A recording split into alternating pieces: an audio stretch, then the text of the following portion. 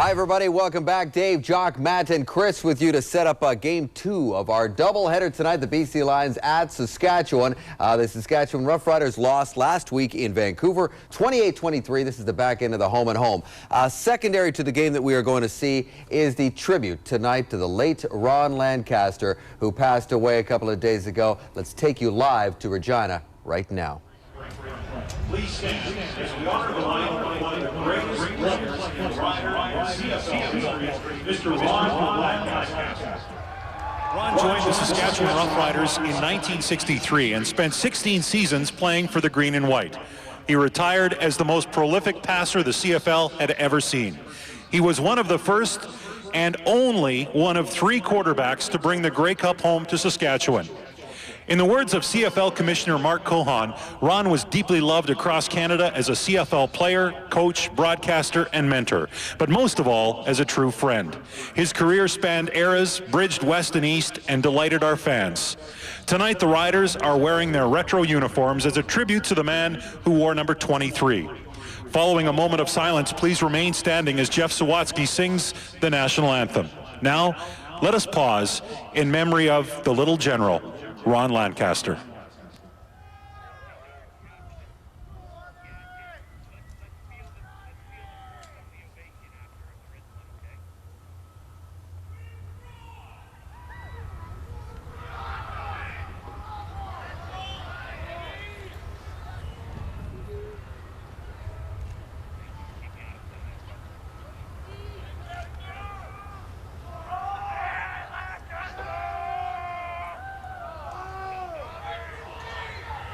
And a native land, true patriot love in all thy sons command.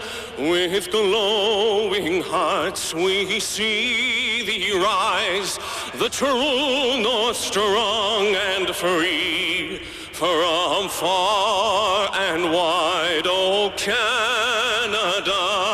we stand on guard for thee. God keep our land glorious and free. O Canada, we stand on guard for thee. O Canada, we stand on guard for thee.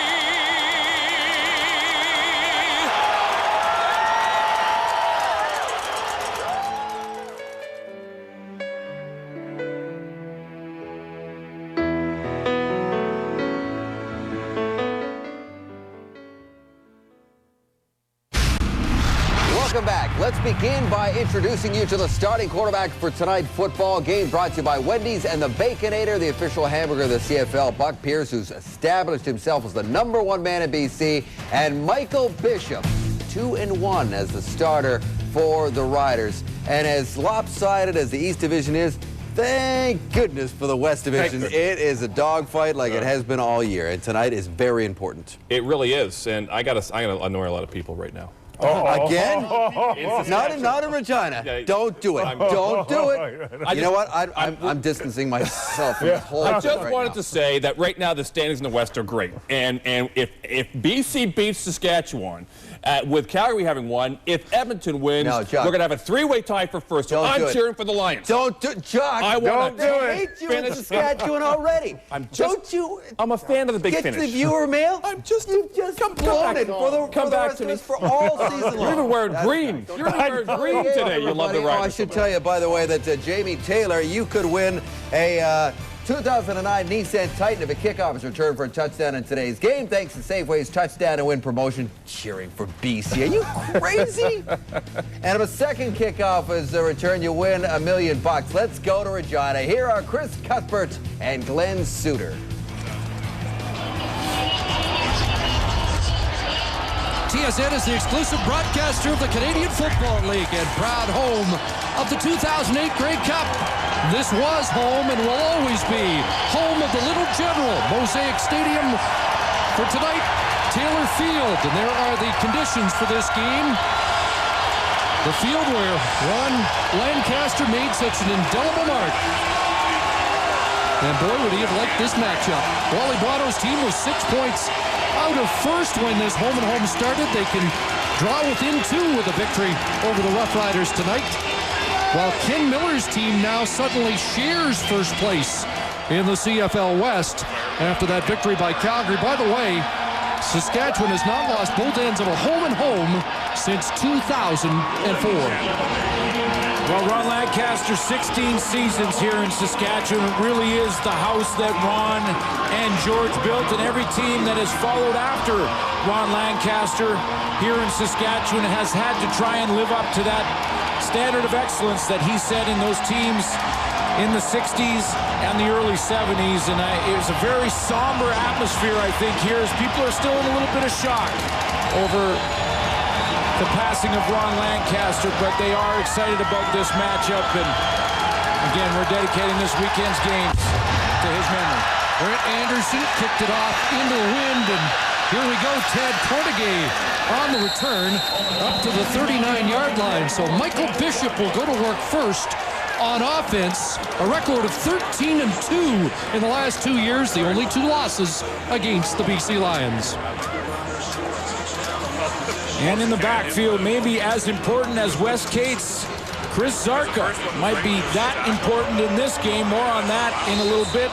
Of course, Cates the first running back to hit 1,000 yards, just over at 1,015. An offensive line with Mikowski moving out to tackle and Steve Morley in at guard. So the Roughriders have the breeze at their back as they go to work. Just 5 first downs in the opening half last week, but they've got an early first down here across midfield and a catch for Jerron Walker.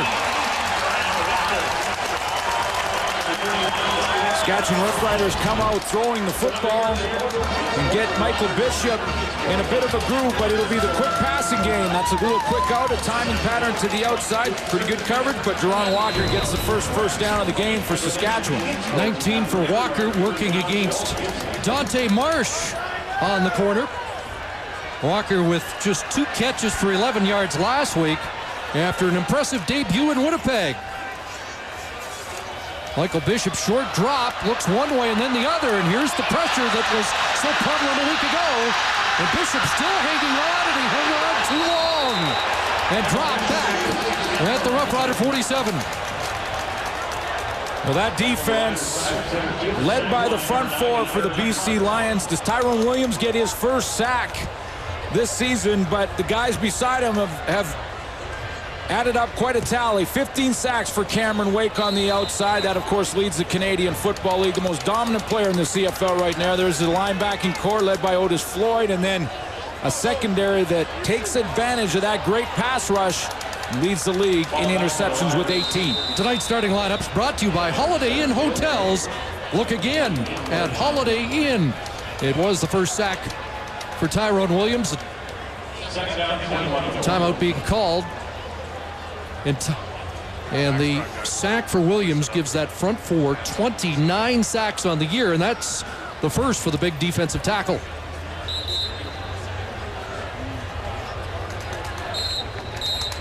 So a loss of 11.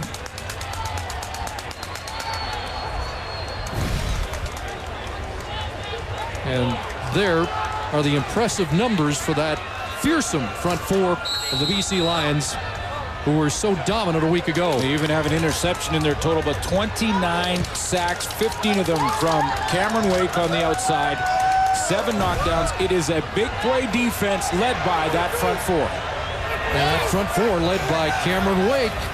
2nd and 21, and Bishop does get it right over the middle and nearly intercepted in and out of the hands of Ryan Phillips, who led the CFL in interceptions a year ago.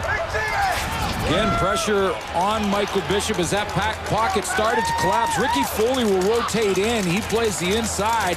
He gets there. Cameron Wake gets triple teamed on the outside. He's going to go against Wayne Smith. He got some help from Zarka. He got some help on the outside from Wes Cates. So Jamie Borum in the punt. And Ian Smart returning to the Lions lineup for this game, along with Stefan Logan, and mishandles it Has to scoop it up inside the 10. And he'll get wrapped up after a return of just a couple after a 45-yard punt by Durham. The BC Lions will start at their own 12-yard line. And the fans start to get revved up here. Exhorting the defense. Charlie Roberts in the backfield, not much on his first run. 9 carries, 56 yards last week in his Lions debut. Well, the BC offense has Buck Pierce, who has played very well, over 300 yards passing in each of his last 3 games. He has Stephon Logan in the backfield or Charles Roberts. They have the option there. In fact, they've even put Ian Smart on the roster for this one. Smart missed last week. There's a receiving court. Leroy Simon loves playing the Saskatchewan Roughriders. Haji Razuli back in there at guard for the last 3 games. And Murphy and Jimenez have a history with this team. Roberts out, Logan in, 2nd and 10, and the out pattern incomplete, intended for Leroy Simon. A quick 2-and-out for the Lions, who had 11 2-and-outs last week against these Roughriders. Where they are on the field, it's almost in that area where they may have to give up the safety.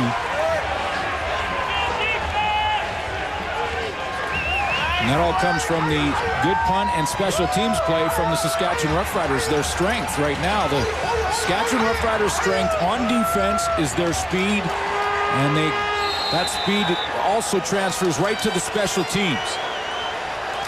Van McCallum would be kicking into a breeze. It's 33K gusting to 50, but he won't even try it here. And he'll run out to the back, chased by Stevie Baggs, and it'll be the first 2 points of the game.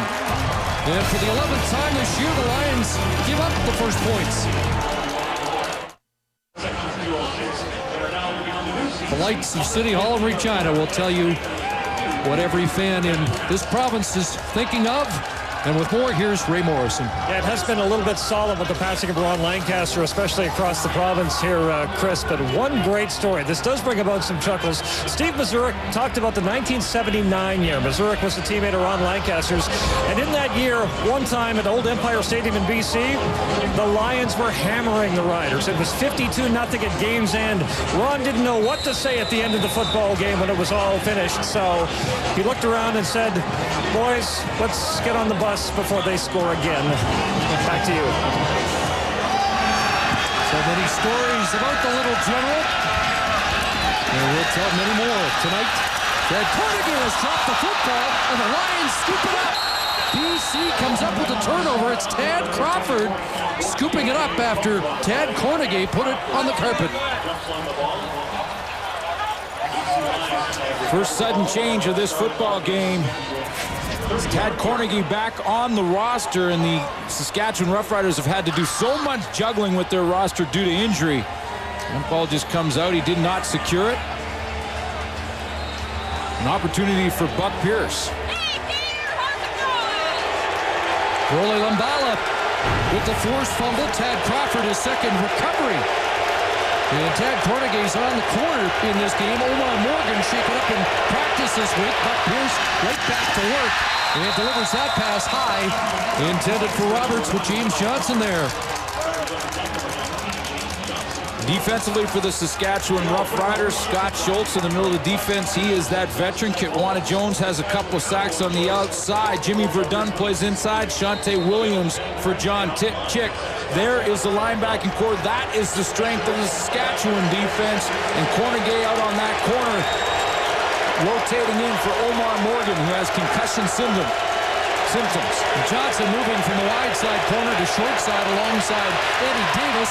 Will pump from Buck Pierce, and now he goes underneath. And there's a catch for Rufus Skillern, and that's a good note for the Lions after 4 drops by Skillern last week. Yeah, I talked to Wally Buono about Rufus Skillern and asked him, did you go and talk to the rookie? Did you go and ask him what happened? Talked about the fact that, you know, it was a bad game, that he had to pick it up. He said, no, you know what? I left him alone. He knew better than anybody what he had done in the game. Rookies are going to have 1 or 2. He said, Wally Buono said, if I cut every receiver when they had a bad game, I'd have no receivers. Right. Took a long survey of the situation here. 3rd and 1. Skillern with 9. And Wally Buono wants to get on the board and put points up after the turnover as he sends Paul McCallum out. And also showing some respect for that Saskatchewan defense. So McCallum from 28 yards out, and BC has their first points. Short of the 5-minute mark, it's 3-2 Lions. Over 30,000 have jammed into Mosaic Stadium. Yet another sellout here. And number 23 on the minds of everyone in the province and fans across the country. You heard the story that Ray Morrison just told us, and Ray also works in the radio in Saskatoon, News Talk Radio, for 11 straight hours yesterday. Fans called in to talk about their memories of Ron Lancaster. Corniday again, better return, hangs onto the football up to the 45-yard line. Well, over 50,000 yards passing. A brilliant 19-year playing career. 16 of those years in Saskatchewan. 5 Grey Cup appearances, including the championship in 1966. Ron Lancaster won the Shenley Award in 1970 and 76. And I was reading some of the articles, of course, all the newspapers talking about Ronnie Lancaster and some of the articles. And the one stat that I noticed that just jumps out at you, and which was why he was called the Little General. In 16 years in Saskatchewan, 50 times he came from behind in the fourth quarter with a big comeback victory. And Wally Buono can tell you about one of those at the Autostad when they were up by 17 Montreal with 2 minutes to go. And Ron Lancaster led them back for a comeback win. And very poignant gesture here. The initials RL are placed at the 23-yard lines at Mosaic. And on the back of the players' helmets is that decal in memory of number 23. And if you call the head office, the front office here in Mosaic Stadium, it's 569-2323. There's a wide open Weston Dressler and a second down conversion for Michael Bishop with the Riders offense, and a big play to the BC 38-yard line. And boy, Weston Dressler has become such a valuable weapon this year in the Rough Rider lineup. Yeah, he's had to grow up in a hurry, and this is going to be another timing route where he breaks to the outside. It looks like obviously the Saskatchewan Roughriders have understand the pressure that the BC Lions can bring. Cameron Wake in the backfield again. And timing is going to be important for these receivers to get open quickly so that Michael Bishop can get it out of his hand. 2 straight 100-yard games for Dressler, a 25-yard catch, and Bishop out to Corey Grant, back in the lineup, and he gets away from Ryan Phillips and has another Saskatchewan first down. Once again, Cameron Wake in the backfield, and sooner or later the Roughriders going to have to try and they're going to have to try and see if they can counter Cameron Wake, who lines up at the bottom right here, steps down inside, but is quick enough to get with that power and quickness to the outside. And that's the second play in a row that Michael Bishop has just got the ball out of his hands. 2 big plays. Wake is getting close. But a 12-yard catch for Corey Grant and a first down. What a problem with that handoff, and it's Cameron Wake with the recovery. Bad exchange between Bishop and Cates. And 91 comes up with another big BC play. He just has that explosion off the ball, and a guy that can redirect as well as any player I've seen in the game. He can step up the field in one step. He's right where the action is. 2 hits in a row on the quarterback, Michael Bishop, just as he's throwing the football in the last 2 plays, and then a fumble recovery, and his stats continue to accumulate. Wally Buono told us prior to the game, turnovers critical tonight. We've handled Saskatchewan, he said, when we've won the turnover battle, and we've had problems when we've turned it over against them. So far, 2-0 the turnovers tonight. And so far, what they're going to do, Saskatchewan, with Cameron Wake. BC number 60, 5-yard penalty. remains first down. Jason Jimenez, the procedure call. What they're going to do with him so far is just rely on the timing of the offense, try and get the ball out of Michael Bishop's hands quickly before Cameron Wake can get there. So far, just by a few split seconds, they've been able to do that. But sooner or later, they're going to have to give those tackles some help on number 91. One characteristic for Saskatchewan, they lead the league in fewest giveaways this year. Buck Pierce flaring it out, Stephon Logan. And we're told that Logan will have more of a receiving package in this game. Catches that out of the backfield and is across the 30. Well, this is a nice option for Wally Buono with Stephon Logan because you mentioned you're going to throw it to him a little bit, screen him, get him out into space. He can catch the ball well out of the backfield. Then they have Charles Roberts who can run those pitch plays, can run between the tackles, and they will rotate them back and forth into the lineup, but we'll also probably see them together in the backfield tonight as well. 12 for Logan, who had 12 catches in Montreal a few weeks back. 2nd and 3. Now Roberts out of the backfield, and he can't make the catch. And the Lions will have to kick it away against the wind here in this first quarter. Now, I'm not surprised that you're going to see some good defensive football in this game. When you look at the BC Lion defense, we talked about led by their defensive line, Cameron Wake, Brent Johnson. That's Saskatchewan's defense. It's number 1 in the league in a bunch of categories. This is more of a team defense, a hustle defense that's led by the speed of their linebacking core. And I'd be surprised to see some defensive football in this one tonight. 3rd consecutive 2-and-out for the Lions. McCallum, good line drive boot. And it's flagged down by Cornegay. And he'll be swung just across the 30. Ball came loose, and Lambala's on it. Let's wait for the flag, but once again, Tad Cornegay has coughed it up after a 48-yard punt by McCallum. Will step out.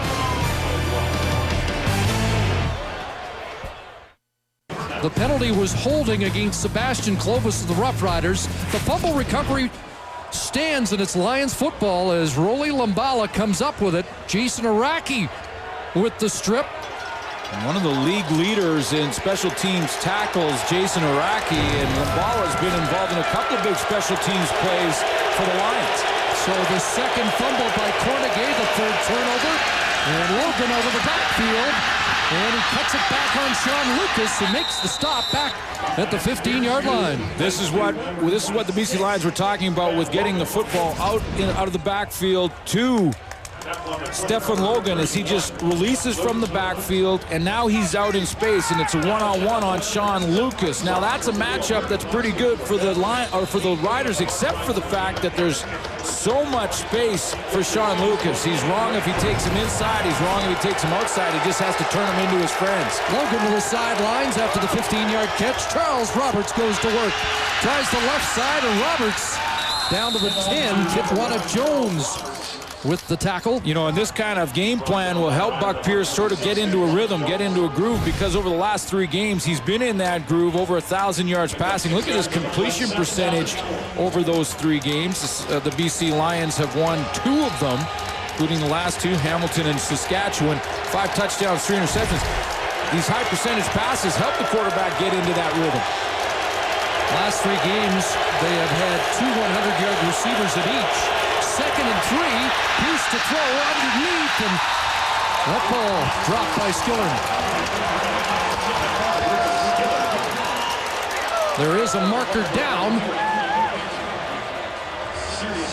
And the Roughriders responding as if it's against the BC Lions. Holding, BC number 60. Penalties declined.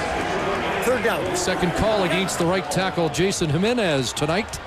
By the way, when I was talking to Wally Buono about Rufus Skillern and his bad game a week ago, he said he left him alone, didn't talk about it. He knew that Skillern knew that he dropped those passes, but he also said at the very end, he said, you can't have 2 bad games in a row.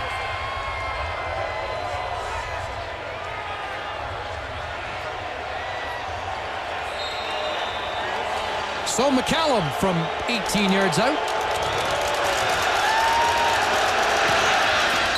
And Paul McCallum puts it through with 5:40 remaining. Here in the opening quarter, 6-2 BC. And we asked the Saskatchewan coach about his thoughts on the passing of a Rough Rider legend.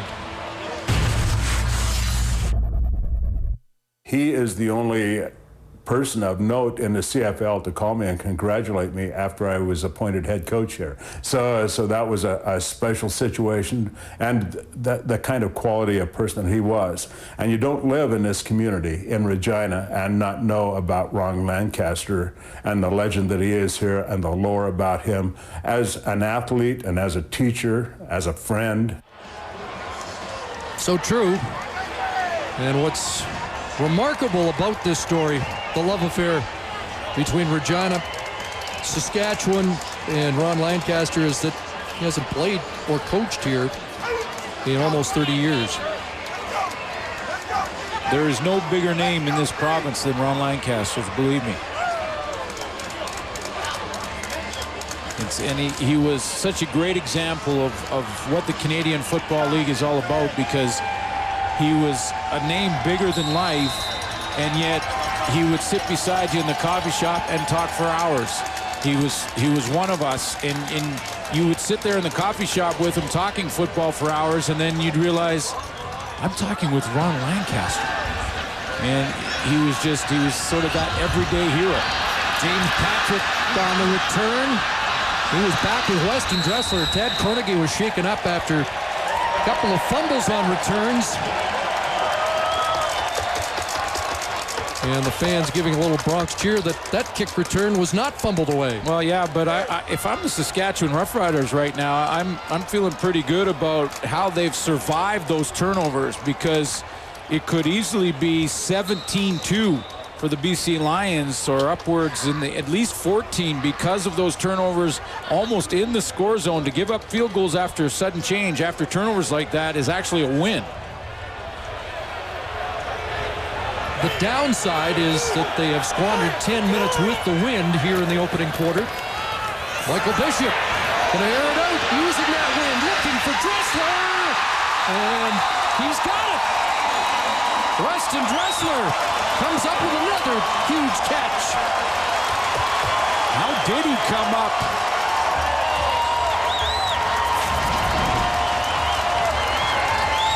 How did he come up with this catch? He lines up in the slot back position, and it's just a straight go route down the sideline. He's in behind Corey Banks, who's trying to scramble back. He dives early. Baron Miles can't help him out in time, but tremendous concentration. Yeah, I thought he'd let that one get away, but it somehow slipped through, and he grabbed it on the second try. Almost a little shade of Eddie Brown from the '96 Grey Cup. Big catch, his second for 73 yards already. They faked the pitch, and now Bishop, hounded by up in the air, and that one's intercepted, and Baron Miles has got another interception. Lateral to Banks that goes out of bounds, but for Miles, it's his 55th career interception.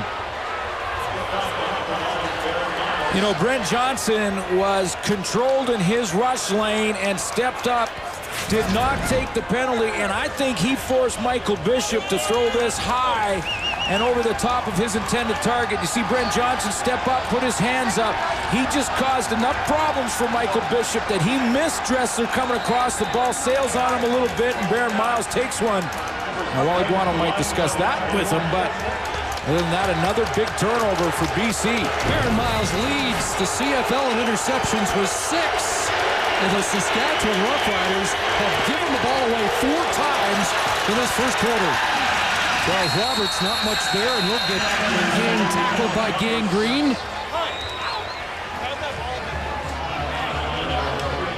And Baron Miles has feasted off Saskatchewan quarterbacks. He got very close to that long ball by Michael Bishop to Weston Dressler, and takes advantage of the overthrow at the very next down. The Roughriders offense has thrown an interception, has fumbled, and 2 fumbles on kick returns. Shante Williams a little late leaving the field, but does get off. And it's 2nd and 7. Buck Pierce over the middle. G. Roy Simon as his first catch of the night. Eddie Davis, the tackle.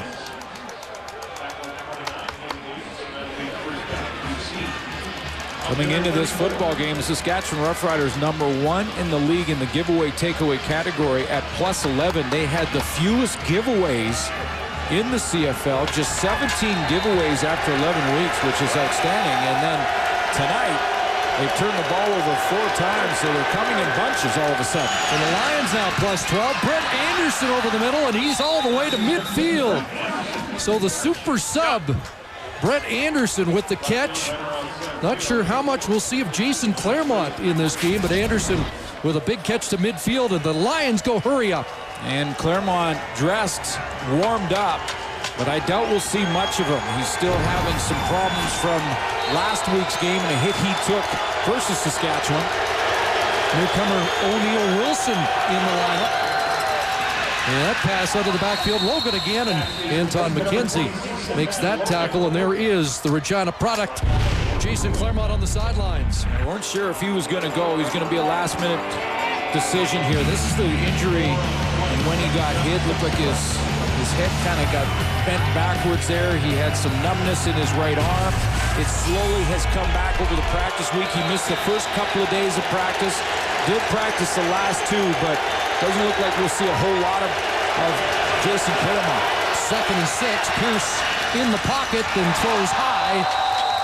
Intended for G. Roy Simon. That was a shoulder stinger to Jason Claremont, who said, "I'm having trouble communicating with my arm," which makes it difficult to catch passes. And when do you want to be in this game? Yeah, and you know, I saw a couple of his quotes too, and he's always great at he writes an article in the newspaper in Vancouver, and one of the quotes he says it's, you know, everyone talks about being tough and playing through injuries. I have no problem with that, but there is a problem when you can't feel your hand and you're a receiver. It kind of goes beyond tough. Went back in last week and thought he'd made a catch, but the hand was numb and the ball wasn't there. That kick bouncing out of bounds at the 27-yard line, where the Roughriders will take over with just under 2 minutes remaining in the first half. Well, great admiration from one head coach on the passing of another.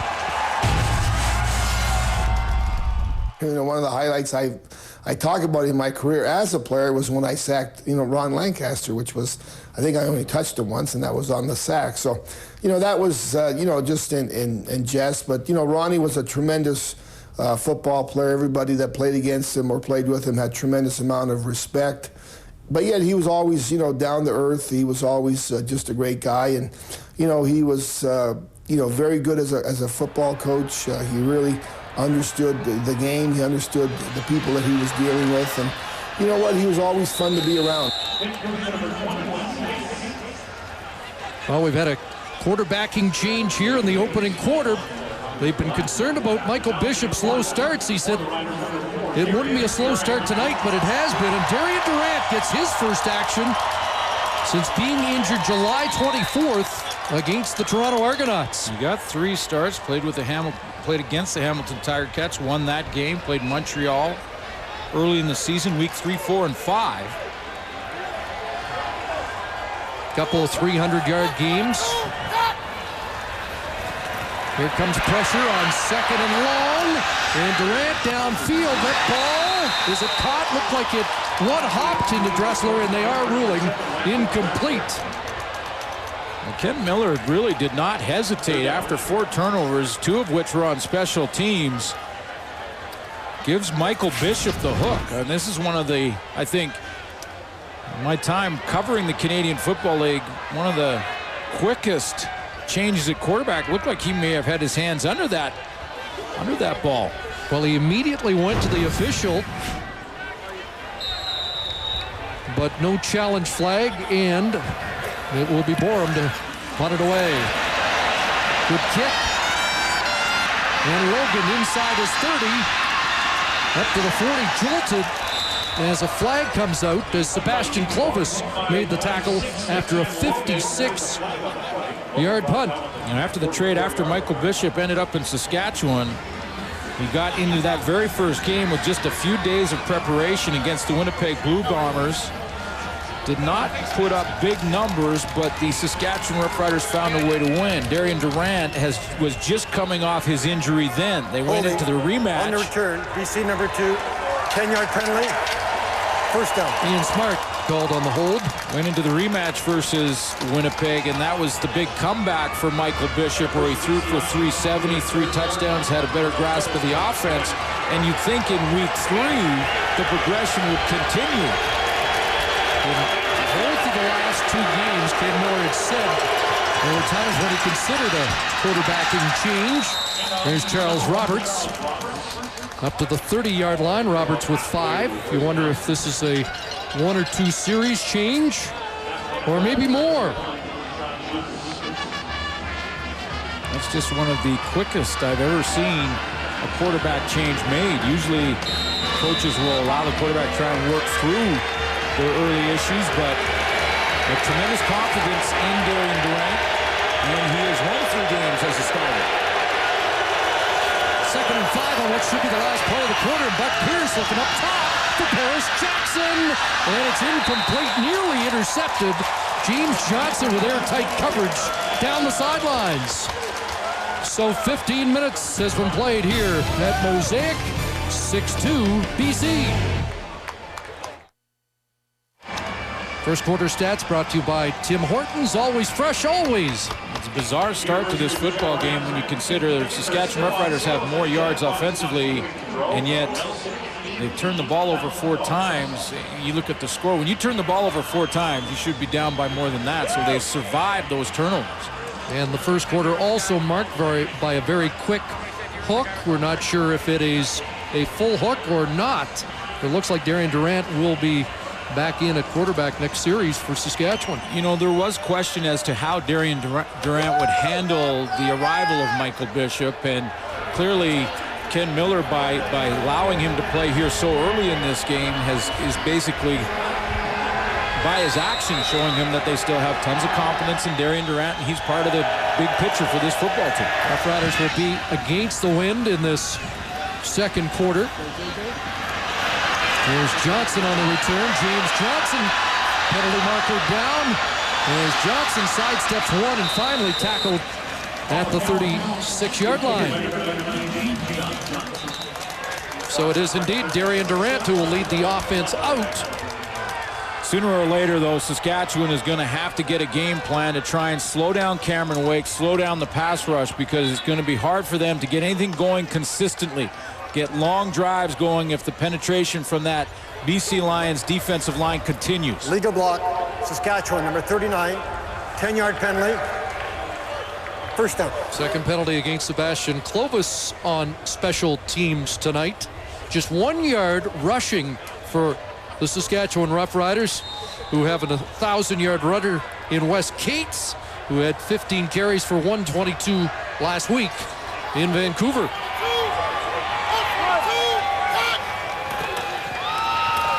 Here's Cates trying the left side.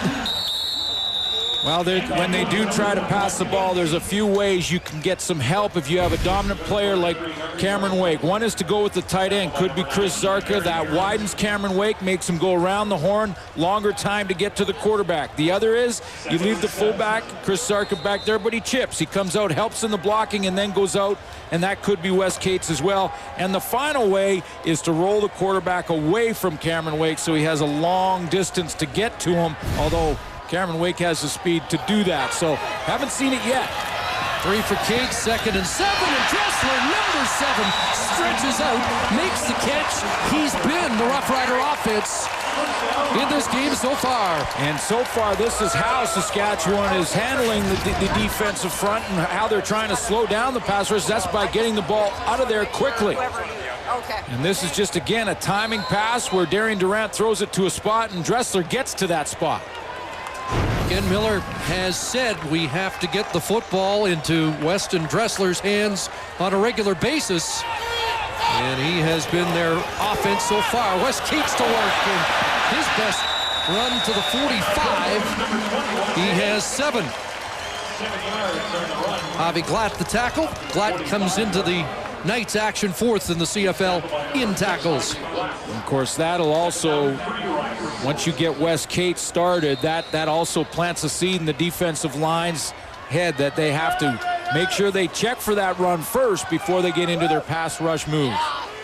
That's why I was surprised to see just 1 yard rushing in the first quarter. 2nd and 3. Cates to the 49 has a first down. The 10th different Saskatchewan Roughrider running back in team history to rush for 1,000 yards. Of course, George Reed did it 11 times. 1,015 yards rushing coming in for Cates, 11 touchdowns, 9 of them rushing the football, 6-yard average. And he can catch the ball out of the backfield like better than most receivers. First down, short drop, Durant. And that pass intended for Jerron Walker, incomplete.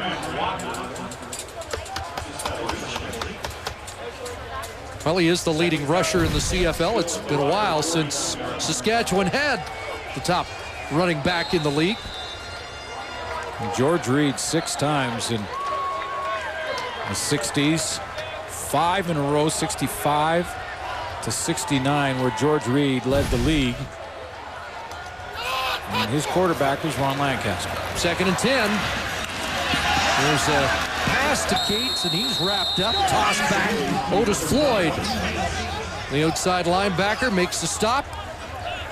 You know, with this quick passing game, and it's been a timing game to try and control the rush for Saskatchewan, the secondary for the BC Lions, we've already seen the interception by Baron Miles. That secondary will start to jump some of those timing routes. This is a big play defense in BC. They'll give up some yards, and they've given up some yards this year, but they will make the big play. We've shown you their interceptions, the big sacks they get, the knockdowns. They're a big play defense. Borum into the breeze. And Logan at his 22 is met immediately. Jolted hard. BC leads 6-2.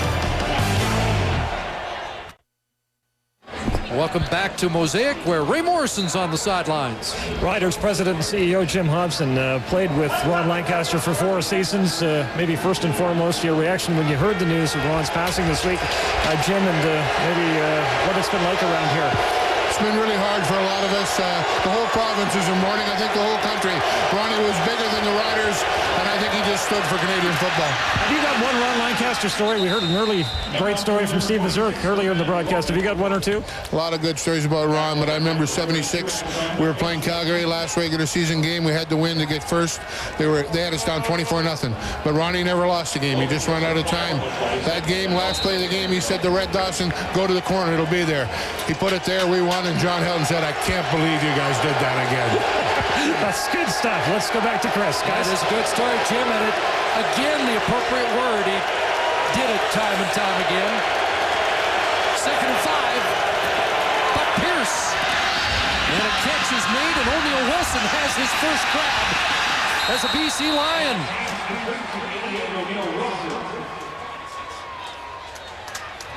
O'Neal Wilson gets on the lineup with the injury to Jason Claremont and the uncertainty there. O'Neal Wilson comes on to provide a little bit of depth, catches that crossing route over the middle. He'll rotate through with Brett Anderson. And the Lions go hurry up after the 12-yard pickup by O'Neal Wilson on a first down near midfield. And Buck Pierce dumps it off, and Logan has it. He cuts back and darts inside the 45, and I believe, Glenn, first play we've seen tonight where both Logan and Roberts were in the backfield. Yeah, and then I'll give you, there's Logan right there, and then Charles Roberts is right here, and Charles Roberts will go one way, Logan goes the other way, and this is what now the linebackers for Saskatchewan have to deal with. Charles Roberts goes out of the backfield one side, Stephon Logan the other, so that will split up those linebackers, causing one to go one way and the other to go the opposite way, and it'll make it a little bit easier in the open field for those backs when they do get the ball. Anton McKenzie shaking up, the outstanding linebacker for the Roughriders, getting attention. Anton McKenzie to the sidelines under his own power. Renald Williams will come in to take his spot. Anton McKenzie there. He's on the Other side of a Logan sandwich between Sean Lucas and Anton McKenzie, and looked like he may have got a bit of a burner. 1st and 10. This is Logan. And Logan falls forward for 3. Mentioned that offensive set that had Roberts and Logan. Only 5 times last week did they both line up in the offense together in 54 plays for the Lions. Yeah, and I know a lot of fans in BC would like to see those 2 backs together all the time and say, why don't you put those 2 threats out there? But it's not that easy. It's not that easy to change the entire offense just to get 2 guys on the field like that. Plus, if you've got 2 of them out there, at times one of them will have to block. And now both are on the sidelines on 2nd and long. And Buck Pierce looks downfield and incomplete, intended for Skiller. Lance Fraser on the breakup for Saskatchewan. Both defenses, Chris, flexing their muscles early in this game. I mean, we've seen penetration from the D-line in the BC Lions defense, and of course that secondary and linebacking core flying around for Saskatchewan. They've survived the turnovers, the Riders. You know, we had an interesting discussion before the game about the 2 defenses because they're both so effective and really completely different. Completely different. One, the BC Lions, I believe, is a big play defense, a defense that'll give up yards but will come up with the big interception when they need, and they can score on defense. Saskatchewan's more of a consistent fly-around gang tackle team type of defense. Paul McCallum attempting a 50-yarder, wind at his back. This would be the longest of the season for him, and no doubt about it. Splitting the uprights and making it a 7-point Lion lead. 50-yard boot by Paul McCallum, his longest field goal of the year. And BC expands its lead. It's now 9-2 here as the Roughriders take over at their own 35. Wes Cates, the stunner step and a first down run. 13 for Cates. Up to the 48-yard line. A guy who wore number 23 in college and found out very quickly in Saskatchewan that number was not available. Yeah, Wes Cates came in and talked to Norm Fong, the equipment manager, and said, you know, I wore 23 in college. Any chance? I looked around, I didn't see anyone wearing 23, and I was wondering if it was possible that I could wear 23, and it was, excuse me. And quickly Wes Cates learned who wore 23, and then that baby's retired. First down, back to Cates. He'll kick it outside again. Another good run. Up to midfield, Javi Glatt made the tackle. But Cates has 7. Coming into the game on pace for 1,661 yards. That would be the 2nd best total in Rough Rider history, behind George Reed's best ever performance. And the Saskatchewan Roughriders have changed up their strategy offensively. They're now going with a tight end set. I showed you on the chalkboard a couple of ways to try and neutralize a dominant pass rusher like Cameron Wake and slow him down, and the tight end set is one of them. Mark Parenteau is coming in as one of the tight ends. 2nd and a yard. Cates looked like he slipped there, but does have enough push to get the first down to the Lion 50. It's the Wes Cates drive here as the Riders work against the wind. A little rough stuff after the play was dead. A little scrum there, and remember last year when it was more than just a little scrum, and there were some heated feelings last week in the trenches. And I'm not sure who drew this flag.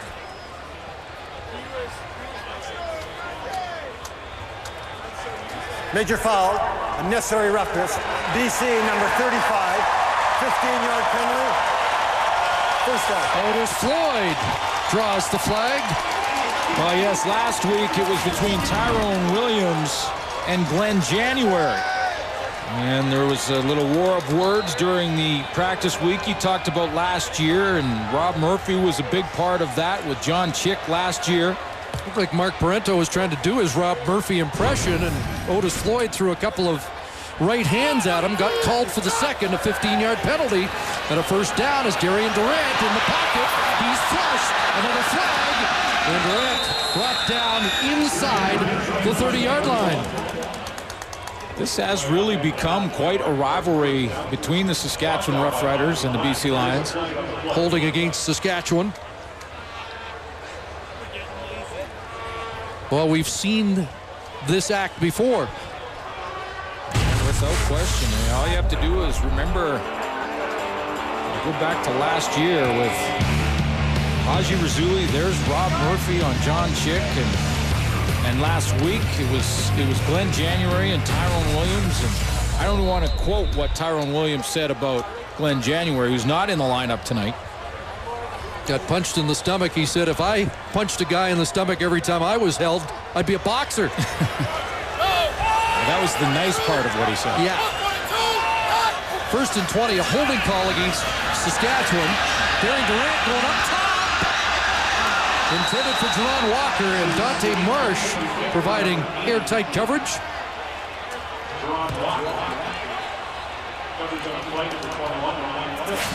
Walker 4 for 66 yards coming in his first game. He's the wide receiver on the outside right near the sideline there. Tries a little stop and go double move, but Dante Marsh, the veteran of 5 years, was not fooled. And Darian Durant is 0 for 4 in relief of Michael Bishop so far.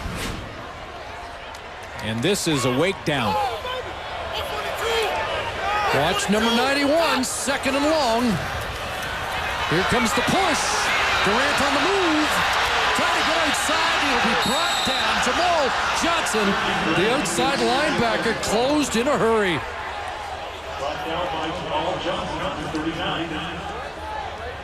Back at the 51-yard line. Well, they change it up. Cameron Wake is now in a different look for the BC Lions, going to slide back to linebacker and drop into pass coverage.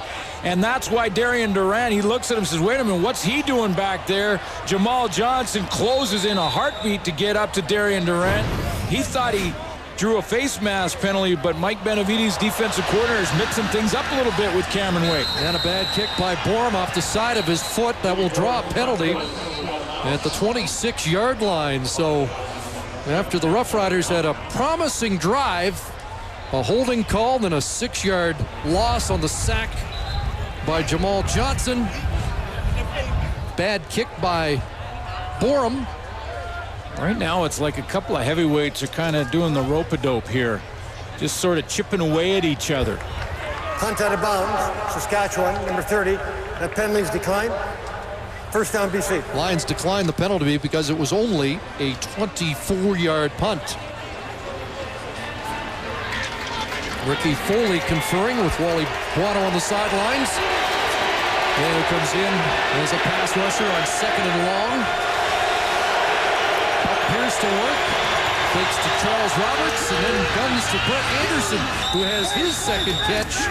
And a first down up at the 45-yard line.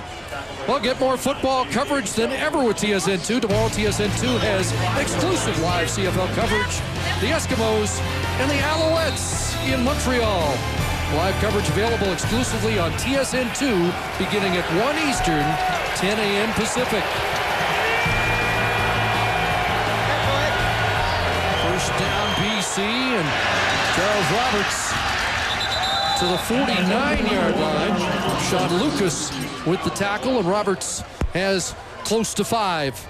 You know, we haven't really talked about G-Roy Simon just yet because Buck Pierce hasn't been able to get him the ball. I talked to him before the game last week. 7 catches, 142 yards for G-Roy Simon against Saskatchewan. And I asked him, what about the Saskatchewan defense, ranked number 1 in so many categories? He says, you know, the key to Saskatchewan's defense is being patient. You'll get a big play, but you have to wait. You have to be patient for it. Second, we'll call it 6. And the catch is made up at midfield by G-Roy Simon. And that total by him, by the way, the most yards by a receiver against the Saskatchewan defense this season. And what he means by patience is this right here. You're going to have to run curls. You're going to have to run underneath crossing routes. You're going to have to do those little hitch screens and keep trying to get the Saskatchewan Roughriders to keep moving up, getting closer, getting tighter. And when they do, then somewhere late in the 3rd or 4th quarter, that's when you can try and get behind them for a big play, and that's what happened last week. Lions go with the 2 backs here, both Logan and Roberts. And Buck Pierce finds Logan, and Maurice Lloyd corrals him quickly. Good reaction by the middle linebacker, Maurice Lloyd. Well, G-Roy Simons had plenty of big plays against Saskatchewan. Remember the game winner, final minute last year? And by the way, this was third down with under a minute to go.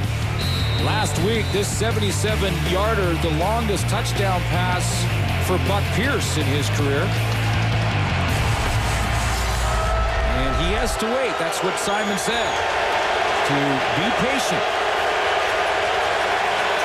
Anton McKenzie back in the Saskatchewan defense, 2nd and 8. Out of the gun, Pierce back to throw, pressure on, and that pass incomplete. Simon wants a penalty flag, and none are on the carpet. Tad Cornegay, who had a rough first quarter on special teams, there defensively for the Roughriders. Well, a little stunned here from Anton McKenzie, the two great linebackers for Saskatchewan. Anton McKenzie's going to come this way, and Maurice Lloyd is going to come this way. They just switch up, and watch how they cross up the blocking schemes for the BC Lions, and 47 has the gaping hole. He gets in there and causes a bit of a rush throw from Buck Pierce. G-Roy Simon wanted a little interference call and didn't get it. Got a good lick in on the quarterback. High snap, it's over McCallum. Pressure on McCallum, who kicks it off to Wanda Jones. Ball on the carpet, and the Lions are on it, but that's Saskatchewan football at the 18-yard line. The long snap, too hot to handle from Dan McCullough. Well, that snap was gaining altitude as it got to Paul McCallum. That wasn't close. Way over his head. And when you consider last night and tonight, some problems for the centers in the kicking game all of a sudden. Paul McCallum tried to kick that one out of bounds. He's often, if that happens, tried to kick it out of the back of the end zone, but I think he recognized he was too far away from the end zone. So the biggest break of the game for Saskatchewan, and a handoff. Steve Ford, touchdown!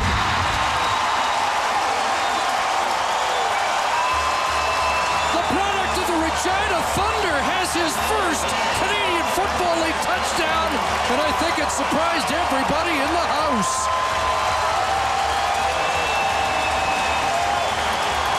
And Stu Ford saw the hole developing, and he ripped the ball out of Darian Durant's hand. This is the read play. Stu Ford, number 22, right in the middle of your picture, and he rips it out of his hand, saying, I got a hole, give me the ball. And he takes it and finds the end zone. An 18-yard run by a kid that is living the dream. Playing for the team he grew up worshiping. And he's just put the Roughriders back on even terms.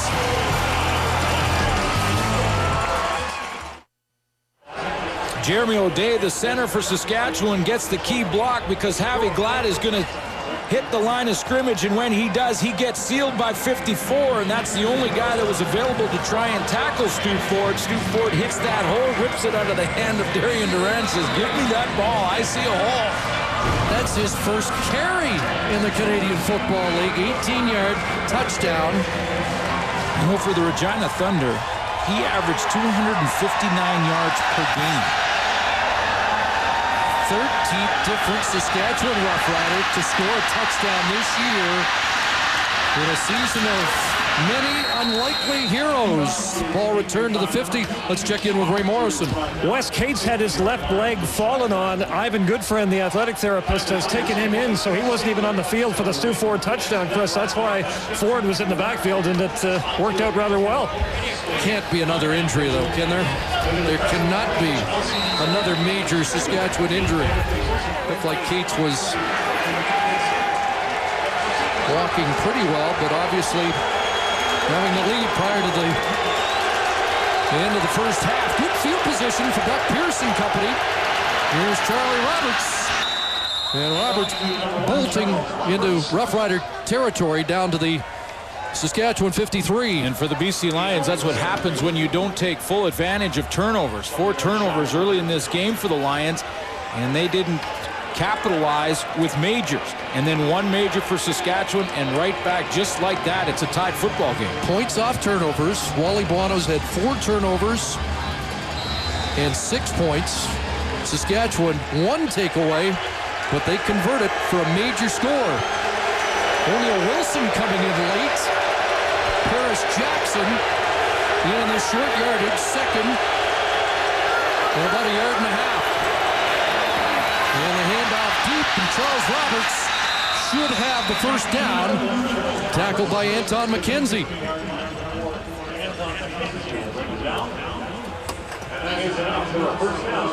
First down BC. Little confusion there as they had 11 men in the huddle, and O'Neal Wilson a little late getting out there, the newcomer. Well, that's again when you have Charles Roberts, a newcomer to the team, and trying to put some offensive formations together, even in short yardage, that would include Roberts and Stephen Logan.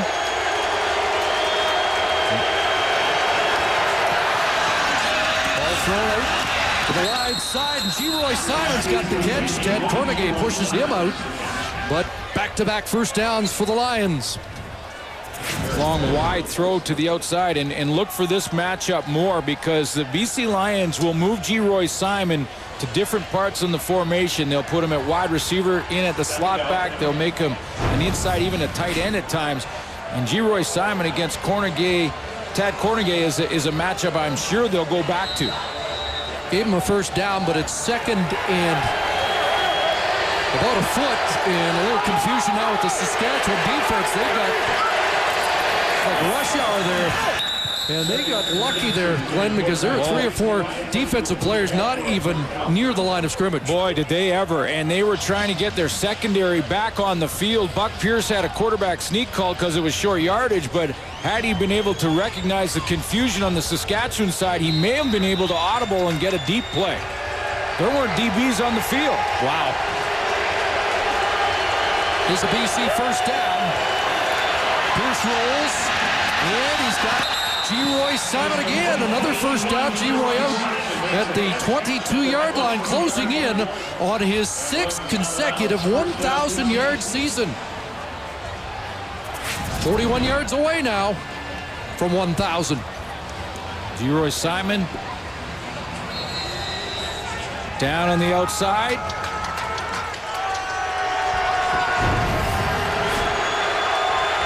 So BC driving after the Stu Ford touchdown that tied this game.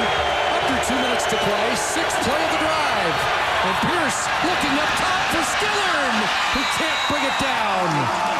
Boy, he made some kind of move to get himself open out of that bunch formation. He came off the line of scrimmage and ran a good post pattern to get there, and that ball just thrown a little bit out of his reach. You can't put that one on the receiver because Rufus Skillern was wide open.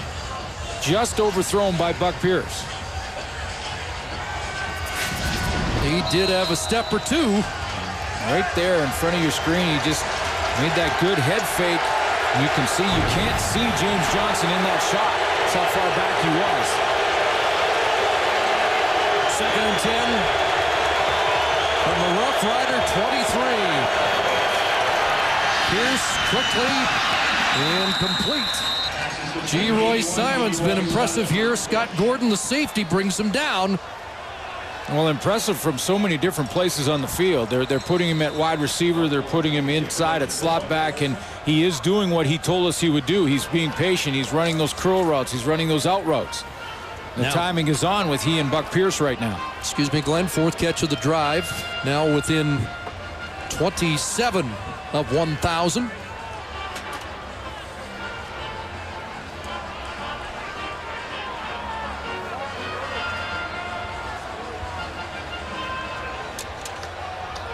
And that is the first down with the ball close to the 12-yard line.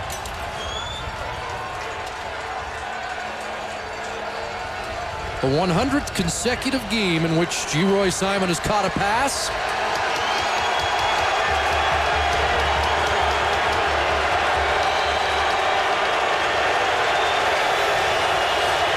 Lions trying to regain the lead. Short drop corner. Touchdown. G-Roy Simon. Well, just call it the G-Roy jive. That's it. 5 catches for G-Roy Simon, and he had to rip that one away. I believe it was James Johnson in coverage again. They move him to the wideout spot, and that timing is there. Buck Pierce, a little bit of a look-off. He goes down the middle and then right back to the sideline, and watch how G-Roy Simon just wins the battle. And a BC Lion touchdown record as he passes Jim Young now, the all-time Lion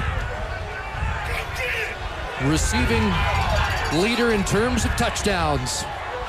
McCallum puts the extra point through, and the Lions are up by a converted touchdown once again. Well, this has been the matchup that they're using. The Lions have moved G-Roy Simon to the wide side of the field. Now he's the outside receiver into the boundary this time, so he's playing wide receiver at both sides. Pretty good coverage there by James Johnson, but G-Roy Simon rips it out of his hands. Touchdown number 66 as a BC Lion receiver for G-Roy Simon. Looked like maybe James Johnson was a little surprised that ball went over his shoulder.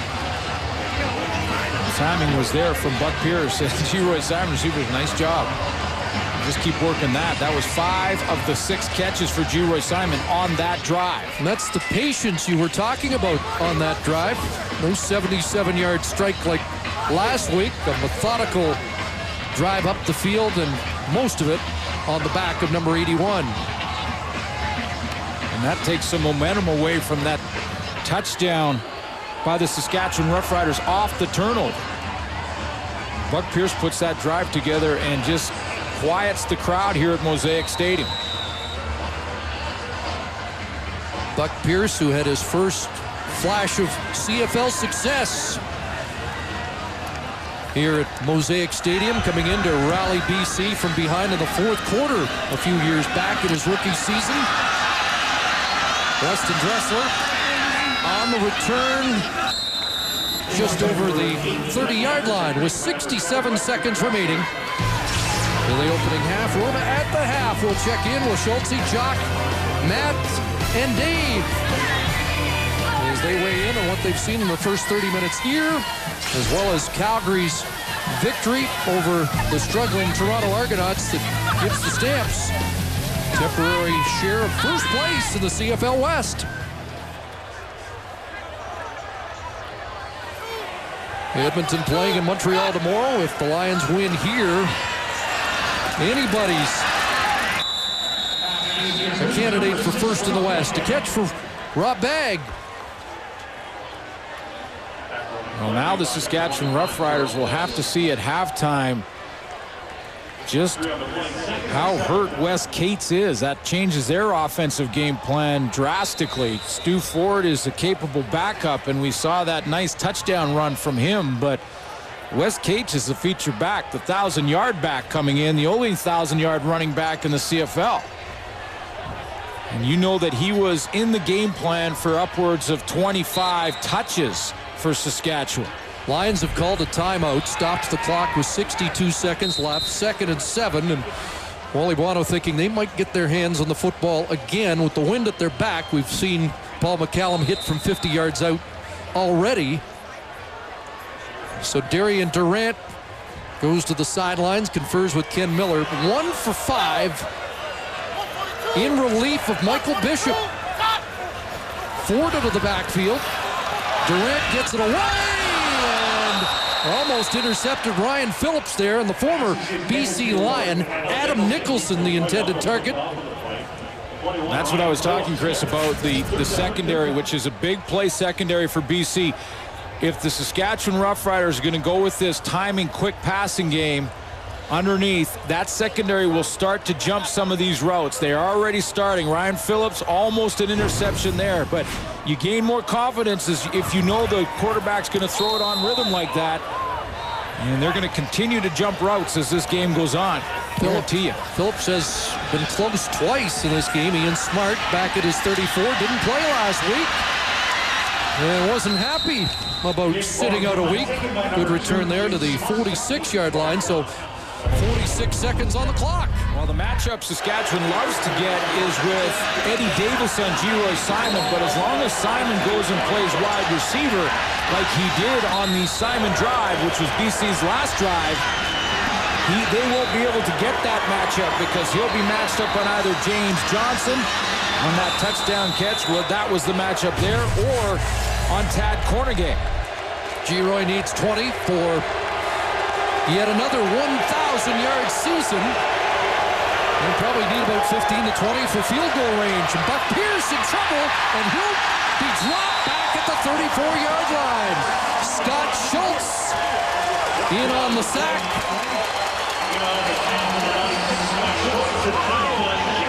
Well, maybe after the last drive when Buck Pierce went to Geroy Simon 5 times on the drive, he locked into Geroy Simon on that one, and Simon wasn't open. And that allowed the defensive line for Saskatchewan another steamboat to get there. Jimmy Verdon helping out on the sack as the Moose Jaw native Scott Schultz gets to Buck Pierce. First Roughriders sack of the night. It's a loss of 11. 37 seconds on the clock, 2nd and 21. Pierce with more time.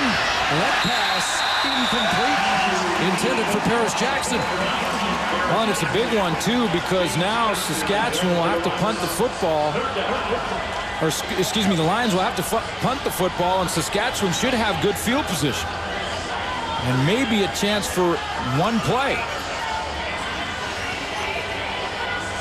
Big sack for Scott Schultz.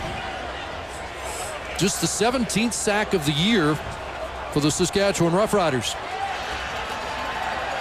So Dressler back, awaiting at the 25. There was some trouble with the snap earlier, but none there. And Dressler's got it, 40, 45, good field position, 50. And at the 51, 20 seconds left. So Darian Durant has a little time here, 42-yard kick, 18 on the return for Dressler, who likely will be back in on a permanent basis after the nightmarish first quarter for Tad Cornegay on kick returns.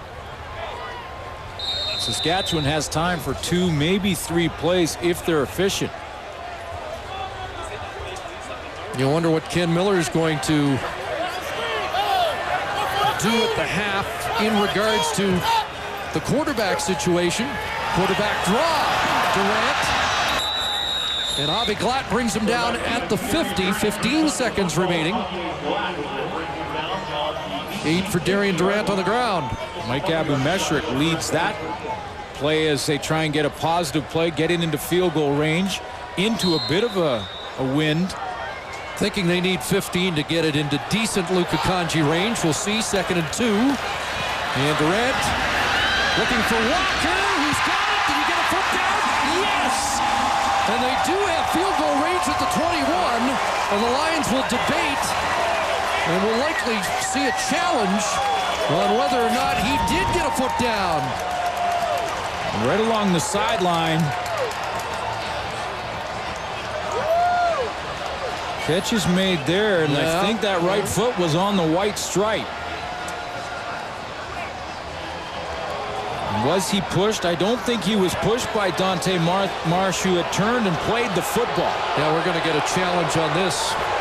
And now, no need for a challenge. They're overruling the initial call. And because Walker's definitely in the air when the ball arrives, and Dante Marsh has turned and not pushed Walker, because if you get pushed out of bounds, then the official can rule that you would have come down inbounds without the push. That wasn't the case there. So they overrule, and that goes as no catch, incomplete. So 3rd and 2 with 3 seconds left. And we've seen this before from about this point on the field. Will Darian Durant throw it to the end zone and see what he can come up with?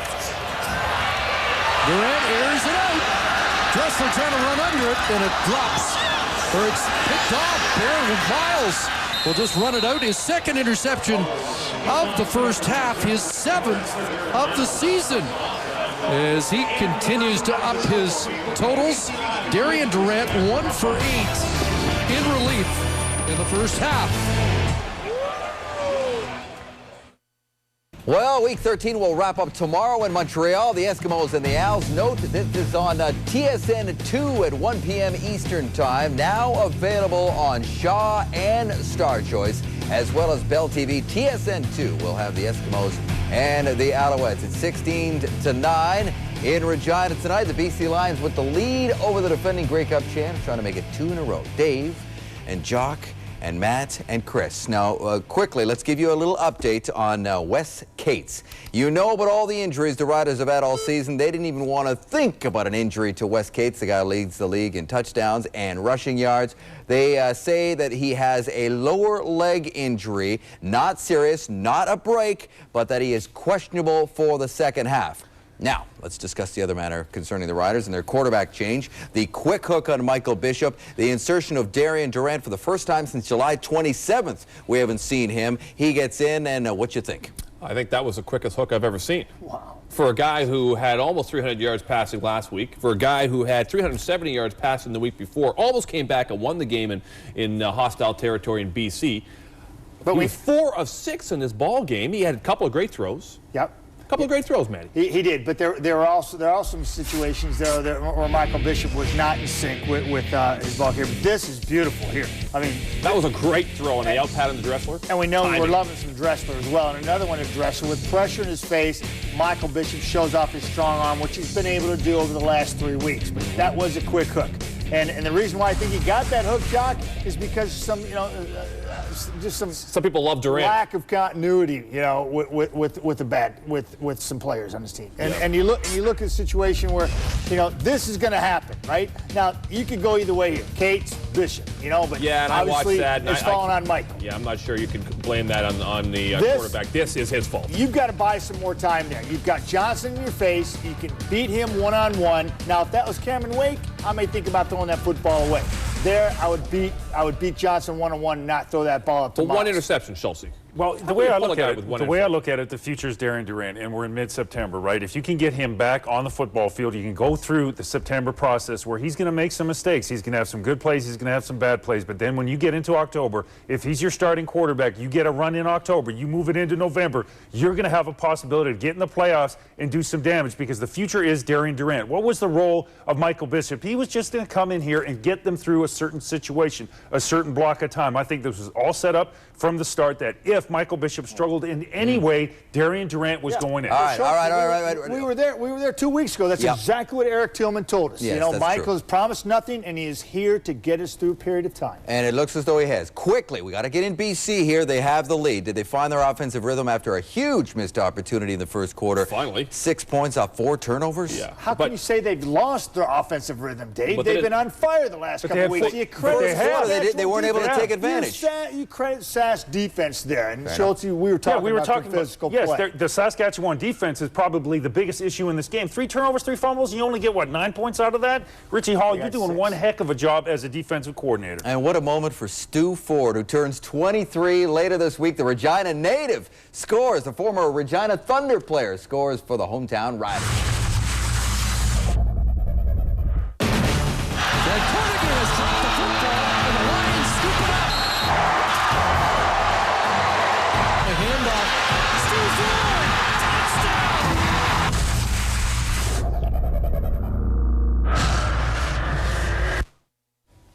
Welcome back. Here are your halftime numbers brought to you by Tim Hortons Always Fresh Mac.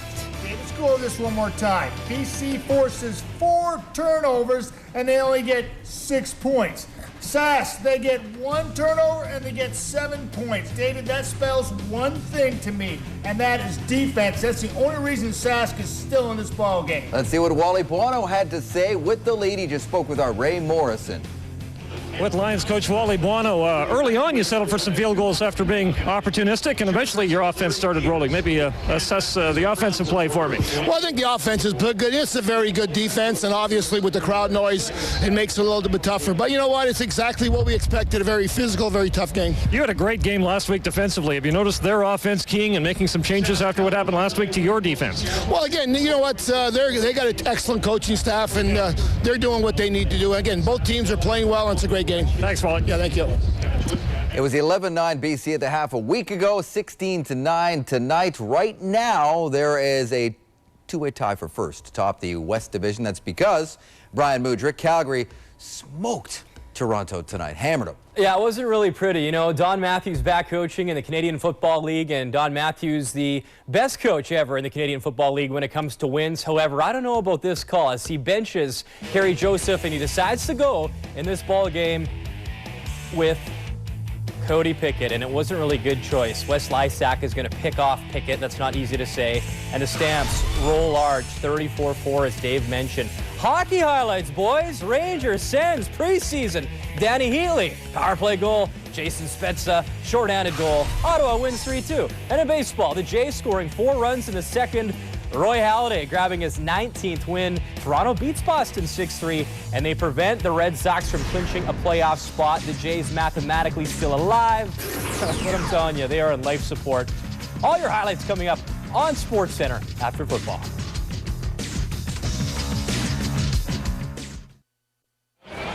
Welcome back to Mosaic TSN, the exclusive broadcaster of the CFL and proud home of the 2008 Grey Cup. There's the scores. We head to the third quarter, but first, Ray Morrison with Saskatchewan head coach Ken Miller.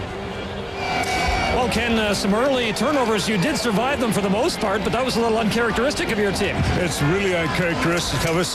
We are fortunate to be as close as we are right now. But we do a good job with our ball security and play with great effort. We're going to be right in this thing. And can you give us a health update on Wes Cates? How is he? He's probably going to be out this game and particularly this half. Okay, thank you, Coach. And the list gets a little longer. Darian Durant replacing a non-injured Michael Bishop in that first half, and it looks like it's Darian Durant's game. Well, and it completely changes the game plan for Darian Durant. Without Wes Cates in the backfield, Stu Ford, the backup, certainly has potential in the Canadian Football League, but is not an every down back. And now he will be forced into action. Likely see more of Chris Zarka as a blocking back, and the Riders will have to go with a pure passing game.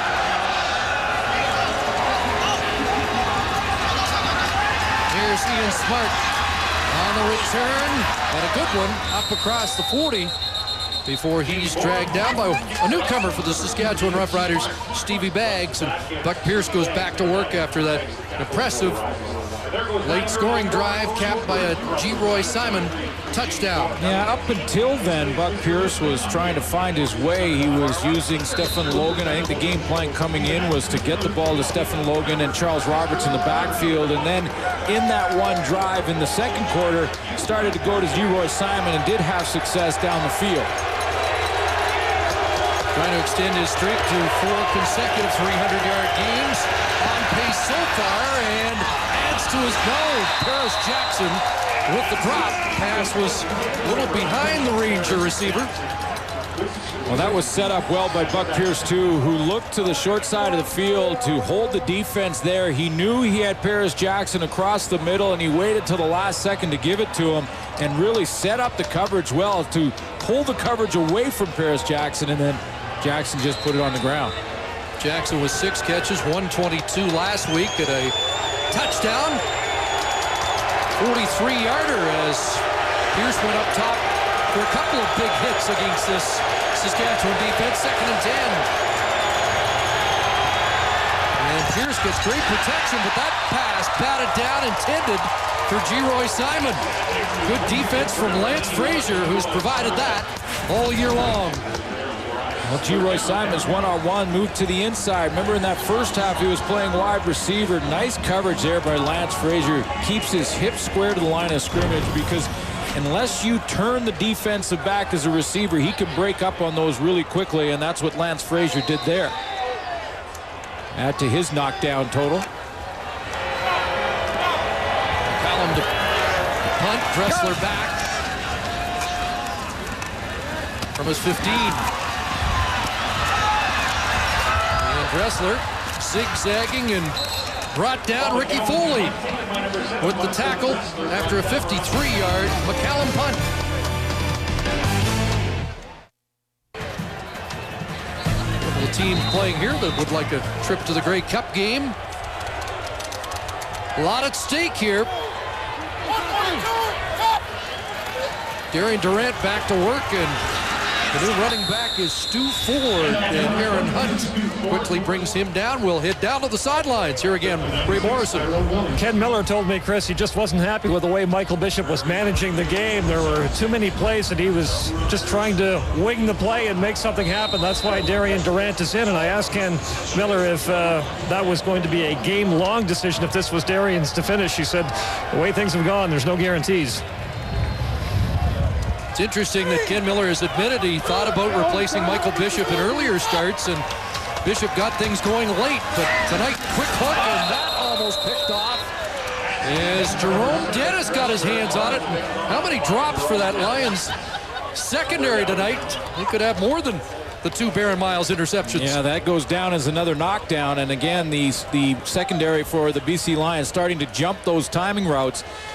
And the problem for Darian Durant is that he won't be able to get enough time in the pocket with the pass rush of the BC Lions to run double routes, because that's how you can beat the defensive secondary when they start to jump routes.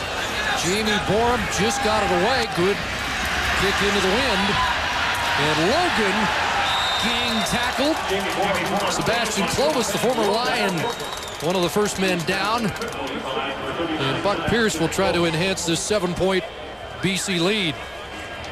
Well, the second half starting very similar to the way the game started, which is the defense is stepping out in the first couple of series. Buck Pierce taking over from Jarius Jackson a few weeks ago. Matching wits with the coach of the Saskatchewan defense, Richie Hall.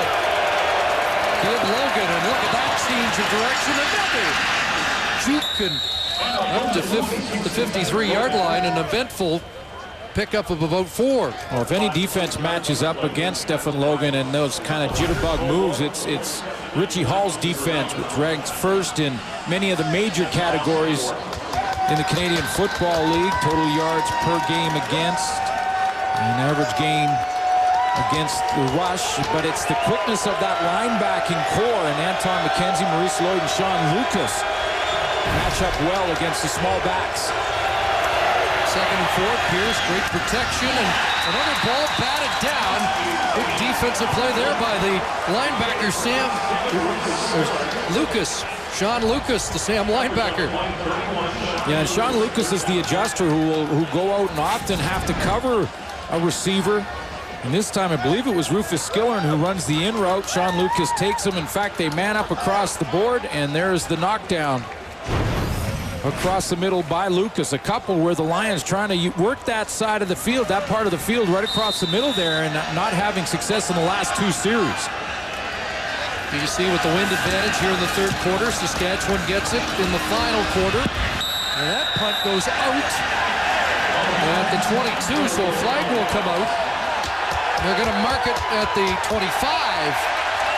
But I would think Saskatchewan would decline the penalty and take the football there. 32-yard McCallum punt.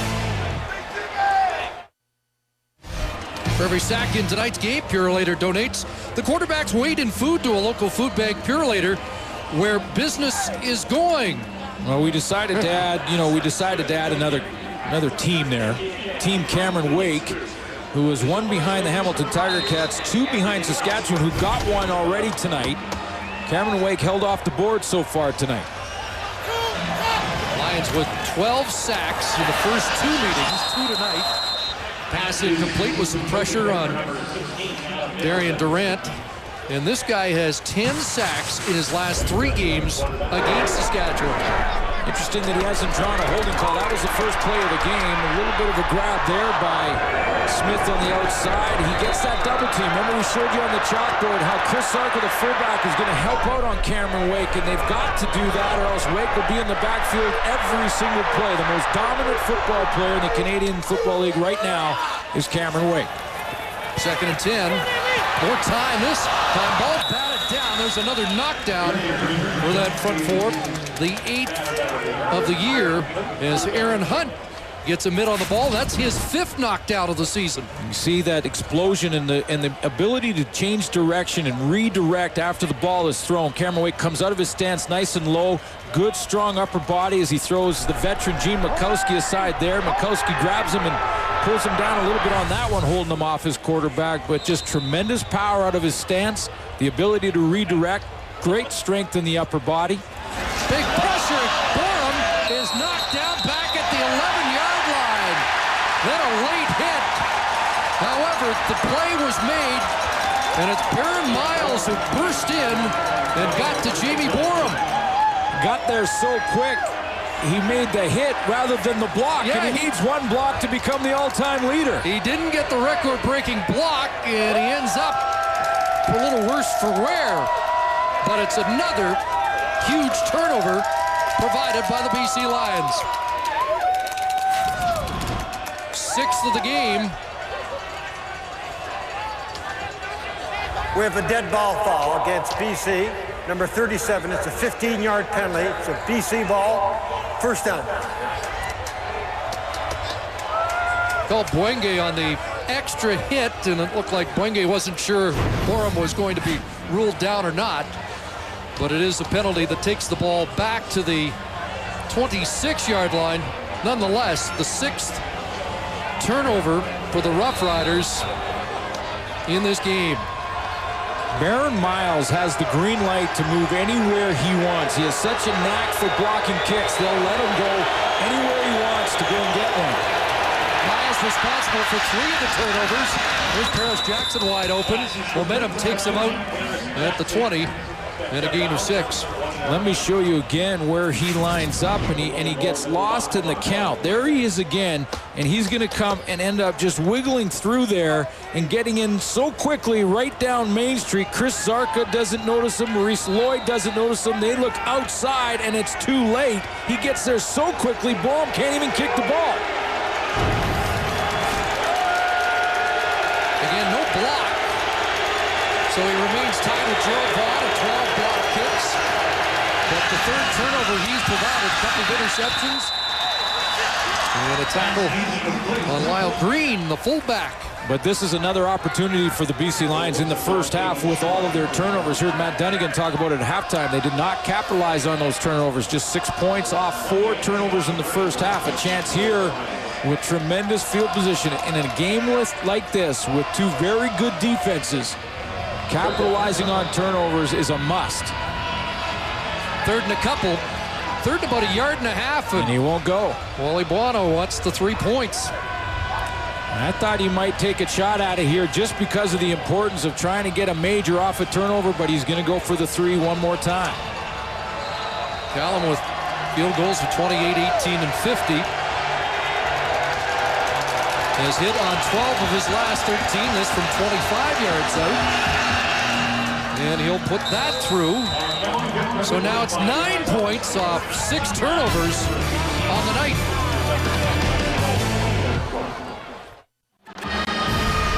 Congratulations, the 4 Wendy's Kick for a Million participants will be going head-to-head in the East and West quarterfinals next Saturday. The winners moving to the semis, and then one will get a chance to kick for all the prizes, including the $1 million. Vosburg versus Salahub. The veteran and the rookie. Kassam. And that's pretty close in age there. I don't know. I'm still trying to pick my favorite. Tail of the tape. Stu Ford, the running back in place of the injured Wes Cates. And if you're joining us late, yes, Wes Cates now out for the night with a lower leg injury. Well, there's been 5 possessions between these 2 teams so far in the second half. All 5 have been 2 and outs. The defense has picked it up again, and the Rider drives, 1 touchdown, 5 turnovers, punted the ball 7 times, and they're only down by 10. The hang in last week, it was much like that, and then they both scored 14 points in the fourth quarter, and a big hit on Durant there, back at the 30-yard line. Aaron Hunt having a strong second half. You know, I talked to Cameron Wake, and I asked him, I said, you know, what would you do if you were trying to stop you? And are you do you think you're going to get more attention because you're not a secret anymore? And he said, it's not about me. He said, if you start doubling me up on offense, what about Aaron Hunt? What about Brent Johnson? What about Tyrone Williams? I said, you're right. It's sort of a picture poison type of deal. 6th sack of the year for Aaron Hunt. Darian Durant lucky to get back on that ball. Ian Smart from his 46. Ran into his own man and won't make it to midfield. But great field position here once again for BC.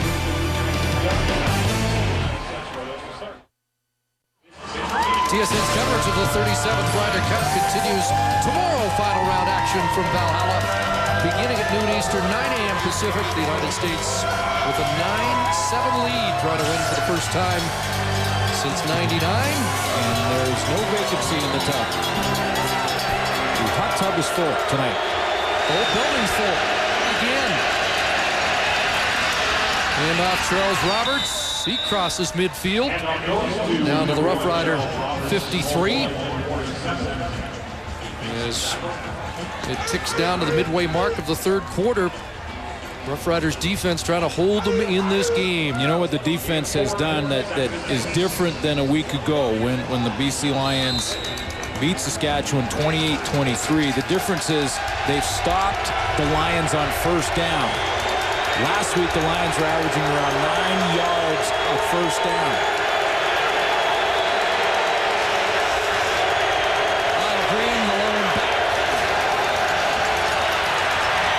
Lots of time, and that one through the hands of Brett Anderson. Incomplete. Another 2 and out. Well, that makes it a total of 7 series for both teams and 7 2 and outs in the second half. What we have is a defensive stalemate.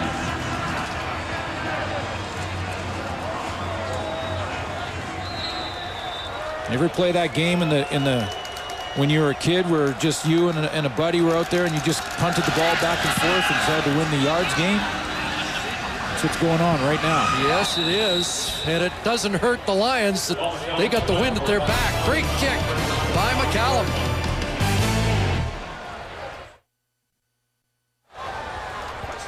Great kick by Paul McCallum, and the Roughriders backed up inside their 5. Need to get this offense going. And that play doesn't get off. Darian Durant, 3 of 11 in relief of Michael Bishop for 21 yards and an interception so far. Well, and this is how far the Saskatchewan Roughriders. Saskatchewan, number 57. After this is the goal line. Still first down. Timer, please hold the clock. Wait for my signal. This is how far they've had to go to try and juggle with all these injuries. Adam Nicholson was lined up as the tight end there on Cameron Wake on that last formation. So it's 1st and 12. Back at the 2. Stu Ford. Pretty good run by the kid. Up to the 10-yard line. And gets him a little breathing room so that Darian Durant can at least drop back without having to go into his end zone, but it'll be valuable reps for Stu Ford. It was a real nice run for his first play ever running the football, and he ends up scoring a touchdown in the first half. That one will go in the trophy case. 18-yard touchdown run to tie the game in the second quarter, but the Lions answered right back and have built a 10-point lead. 2nd and 5. Durant steps up, and Durant will be brought down. Good sure tackle there by Jamal Johnson, who's had a strong night, and there are a lot of candidates on the BC Lions defense in that category. Well, the linebackers should be able to scrape because they won't have too many people on them when you consider that there's Cameron Wake, and watch the attention that he draws. There's Gene Mikowski. Okay, there's Parento, the tight end. And guess who else is out there? Stu Ford. That's a triple team on Cameron Wake. So if they're triple teaming Wake, then that'll mean that the linebackers, Otis Floyd, Javi Glatt, Jamal Johnson, will be free to scrape and go to the football. And in safety range once again as they let the clock tick down here. Borum stands a yard deep in his end zone. 3 seconds on the play clock, and now they snap the football, and Borum will get chased out the back. And a couple more points on the board. 21-9, BC leads by a dozen.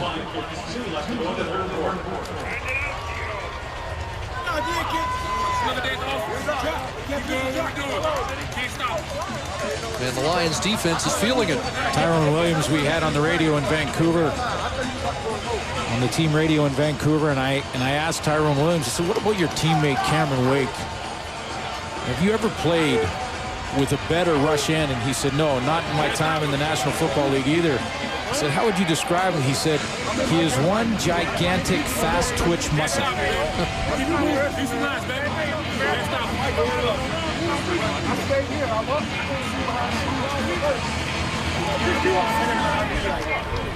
Haven't registered a sack tonight, but getting so much attention that other Lions are stepping up. BC's offense will take the football at the 35 now.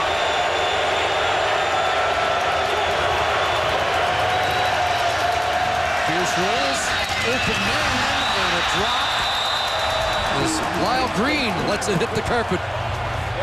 The usually reliable fullback.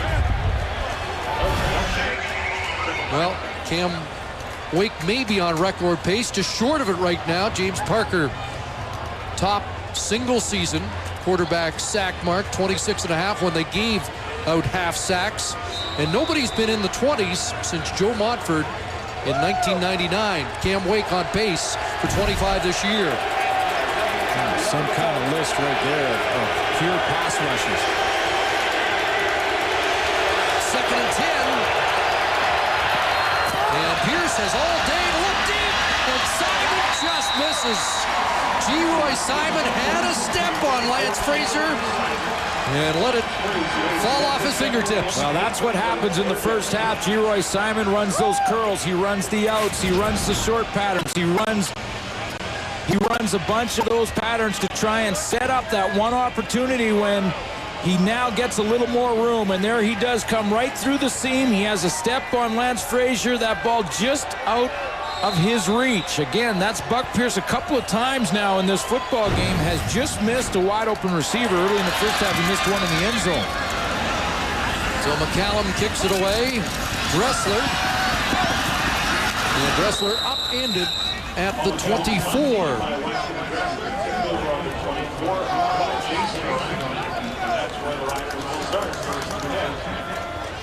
Less than 5 minutes remaining in the third quarter. I asked Cameron Wake as well before the game the heroes that he looked up to, and he said, actually, because I didn't start playing football until I turned 17, 18 years old, I was a basketball player, which explains his tremendous vertical leap. So, but I was a basketball player, so I wanted to be like Michael Jordan. He could jump like him.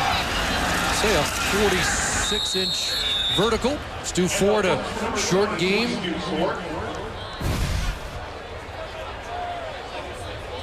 There's Cameron Wake, and look at the BC Lions' success at that rush end position when you consider Cameron Wake this year leads by a long shot with 15, and then 16 last year. Coach, the outstanding defensive player, outstanding rookie. And then Brent Johnson, his partner on the other side, leading the previous 2 years. The Lions have found a way to pressure quarterbacks. They'll pin their ears back here, 2nd and 8. Quick hitter, Dressler. And Dressler slashes through, found a crease, and up to the 47-yard line. Upended by the safety, Baron Miles. 4th 100-yard game of the year for Weston Dressler. And his 3rd consecutive 100-yard game. We just talked about Brent Johnson and Cameron Wake. They both come off the same edge that time, and that's exactly where Saskatchewan attacks it, getting that quick screen out there to Wes Dressler, who picks up good yardage on his own. 25 for Dressler. And a little jolt of adrenaline, perhaps, and a first down for Saskatchewan. Going to the far side, Walker. And LeVar Glover won't let him get any further. Yeah, this is the game that Saskatchewan is forced to go to. They got to go to the quick game. The quick hitches on the sideline, the quick outs like that to Jerron Walker, and try and hope that their receivers in the open field can make people miss and pick up yardage on their own. But clearly, Darian Durant is going to have to get the ball out of his hands very quickly. So it only took us 11.5 minutes to get a first down in this third quarter. It's good defensive football, my friend. Is it ever? Now 2nd and 4. Graham dumps it off, and here's Ford in the backfield, wide open, cuts it back, foot race now, and the Canterbury win the race, touchdown! What a story here for the Regina native.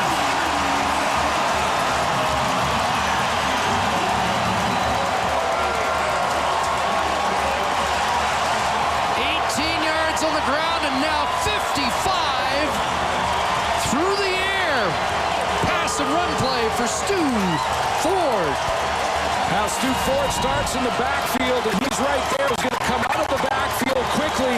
When he does, all the receivers, there's 3 to the right side of the formation, are all coming down inside, and that's why he is allowed to get outside and outflank the Lion defense. Then a nice move on the open field where Baron Miles got too far outside along with Ryan Phillips, cuts back in there and gets to the end zone for his 2nd tonight.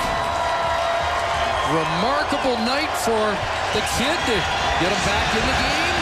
Got him even in the first half, gets him back in it. Here in the second, there is a penalty marker on the convert.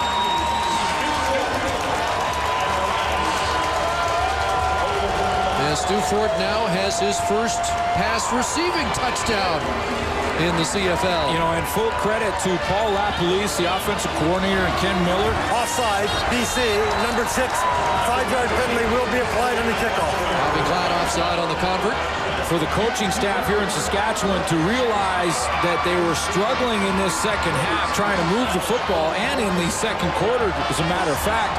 So they changed the game plan. They make adjustments on the fly, and the adjustments are to go to the screen game. They go to Weston Dressler on a quick screen. They go to Jerron Walker on a quick out pattern in the next play, and then a screen or a little dump pass out of the backfield to Stu Ford. Quick throws to take the pressure off you from the defensive front 4, and then hope that your receiver in the open field can make some guys miss. That's what Stu Ford did to get to pay dirt. He won't forget this night, but he'd like to remember it as a winner. They're still down by 5, but he's given Saskatchewan and Mosaic Stadium some life here. And remember, the Roughriders have to win in the 4th quarter.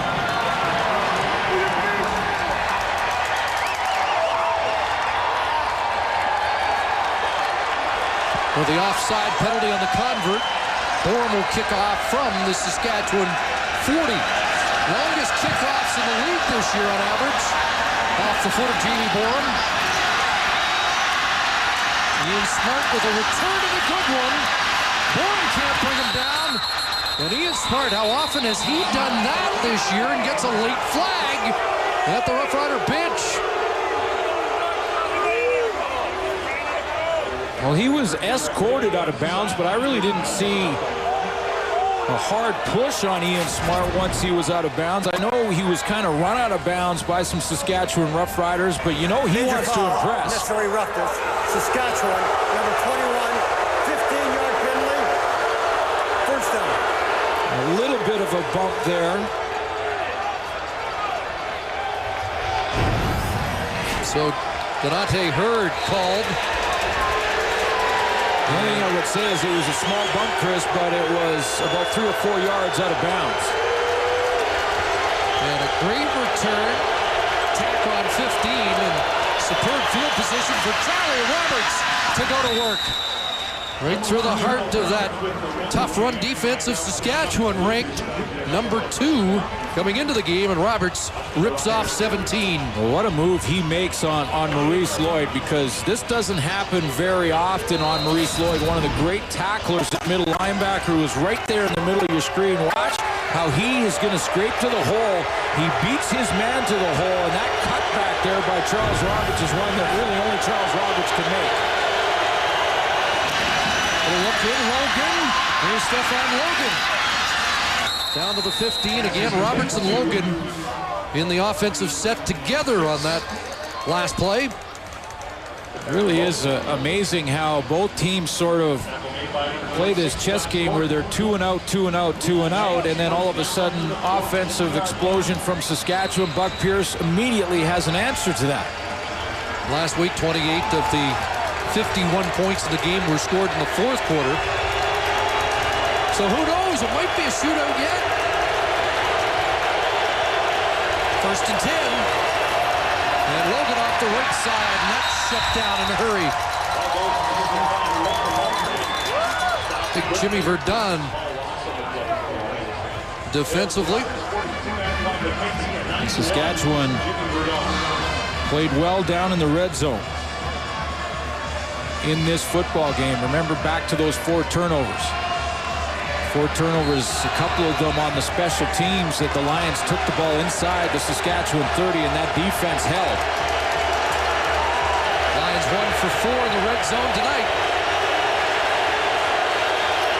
2nd and 11 from the 16.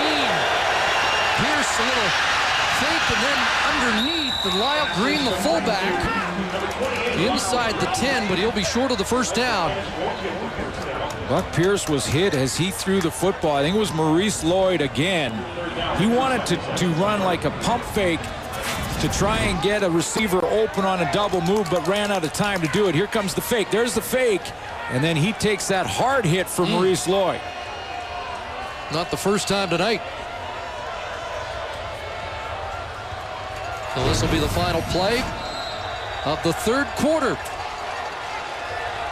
And Wally Buono sends Paul McCallum out for another short field goal. His 4th attempt from under 30.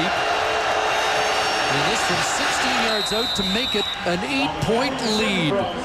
45 minutes in the books here at Mosaic Stadium. The Lions continue to lead.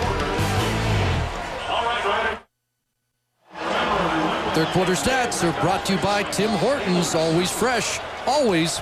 Well, just as amazing again when you think about the turnovers and the chances that the Lions have had inside the red zone. They're now 1 for 5, and I don't consider a field goal success in the red zone offensively. So Saskatchewan is once again doing what they've done all season long. They have strong play on the special teams, strong play on their defense. They hang around in football games and find a way to win them in the fourth quarter. Yes, they do. In fact, both teams are 500. BC's 2-2. Saskatchewan 3-3 when trailing after 3 quarters. The Roughriders have been here before, and with the wind at their back, they're not in bad shape heading into the fourth quarter of this. Not at all. This is a lot of football to be played here. And the other thing that I think is amazing about this football team, with all the injuries that they've had all year long, it doesn't seem to matter who they put in there.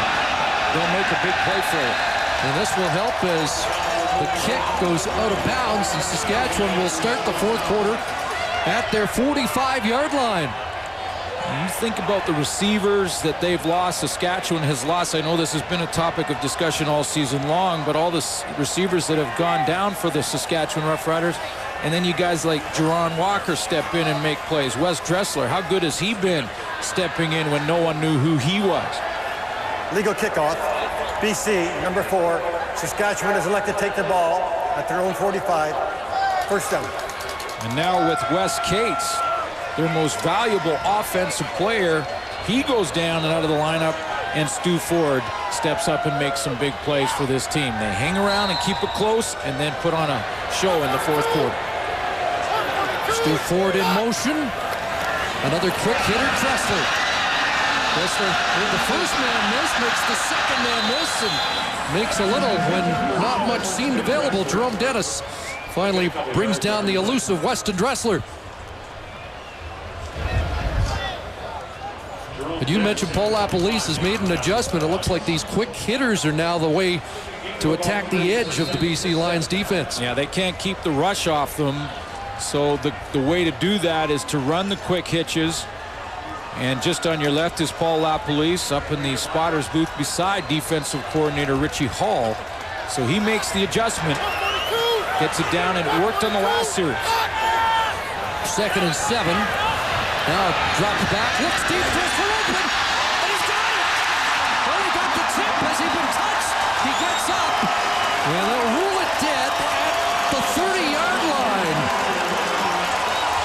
fortuitous bounces. The man who led the league in interceptions last year can't seem to buy one.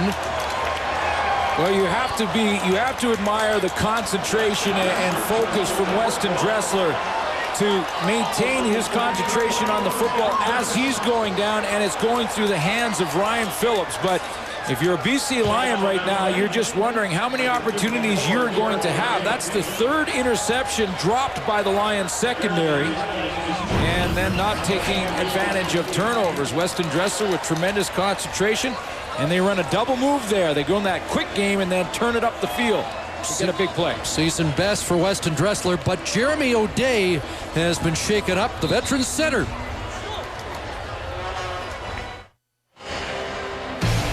CFL on TSN brought to you in part by CFL All-Star Voting. On now, go to futureshop.ca/All-Star and vote for your favorite player today. And number 7 for the Saskatchewan Roughriders is going to garner some votes. Jeremy O'Day banged up a little bit. He'll have to sit out a few plays, but looked like he was okay. Mark Parenteau, the hot snap, and replacing Jeremy O'Day, and that's what happens when you get injuries. It can mess up the execution, and now Mike Abu-Meshrik is down, so back-to-back plays lead to a couple of offensive linemen for Saskatchewan on the turf. Mike Parenteau is the center. He took a few practice snaps, but it was only a few.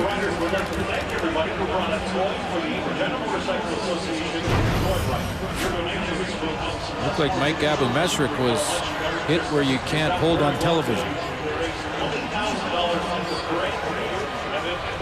The veteran right guard. So they tell you at the beginning of the year, if you ever get hit there, you just, like, you can grab your hamstring or your knee, or he just broke the rule.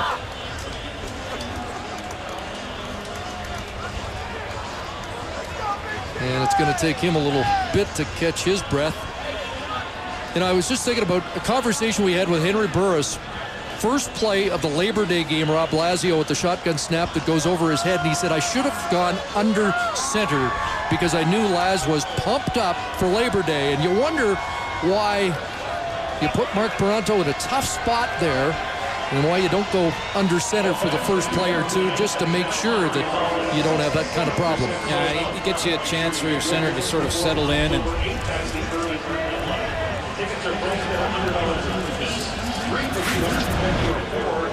let's take a look here and maybe see Abu-Meshrik.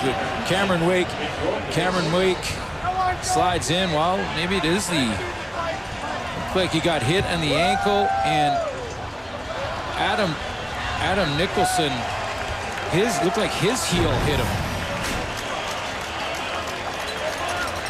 And the big guy up and making his way slowly to the sidelines.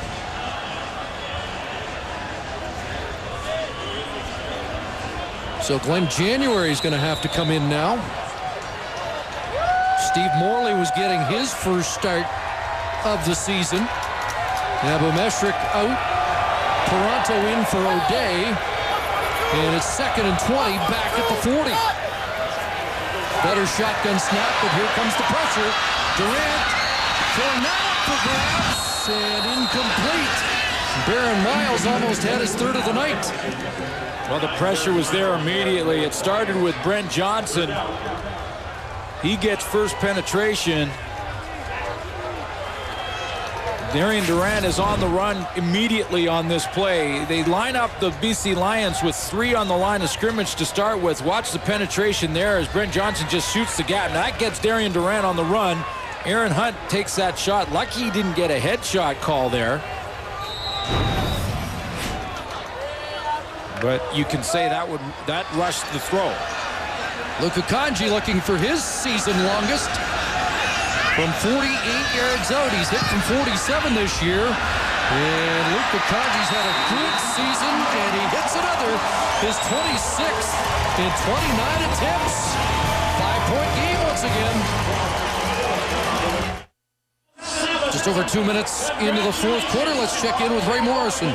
Chris, just a couple more thoughts on the late Ron Lancaster. As Saskatchewan took this hard, Kelly Bates of the BC Lions, the Birch Hills native, said he remembers being with his dad, listening to Ronnie and George run that offense. Scott Schultz of the Saskatchewan Roughriders made an interesting point. He said, and you know what, this isn't hyperbole. He said you can put this passing right up there with the losses of people like John Diefenbaker and Tommy Douglas with regards to what a loss this is to lose the first ever quarterback to bring the first Grey Cup to Saskatchewan. Flags at half-mast here at Mosaic Stadium. The initials RL on the 23-yard line, and no one wearing green tonight that hasn't been thinking about Ron Lancaster in the last 24 to 48 hours. Yeah, our thoughts and prayers with the family, of course, his wife Bev, Lana, R.D., Lancaster, Ron Jr., and Bob. And I saw a quote in Rob Vanstone's article from Ron Jr. There's Buck Pierce getting away from one and taking an enormous hit. Mo Lloyd with what potentially is a knockout blow. And Buck still down. Maurice Lloyd did not break down at all in this tackle. Usually a defender will break down so he does not miss a runner in the open field, but Maurice Lloyd ran through Buck Pierce. Boy, he left a 47 imprint on the quarterback. And that was right in the ear hole.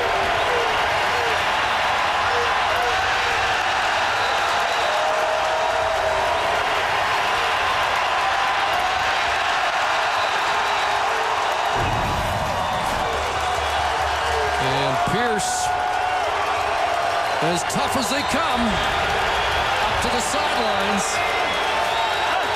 That'll stoke Saskatchewan's offense, though. And a wobbly kick, but Dressler fields on the run. And is up across midfield. And it's been a different return game since Weston Dressler got back in there. You see if Buck Pierce is okay on that sideline, but I just want to wrap up that thought about Ron Lancaster Jr.'s quote in Rob Vanstone's in the leader post in his article. He said when Ron in '82 was going into the Canadian Football Hall of Fame, in his speech he said, "I've made two big plays in my life. One was my wife Bev, and one was coming to Canada." Here's Stu Ford down to the 49-yard line, a 4-yard pickup. Mike Abu-Meshrik back on that offensive line. And we're always happy to have Ron's son-in-law, Larry Mueller, grandson Mark Mueller as part of our crew. Games at Mosaic Stadium.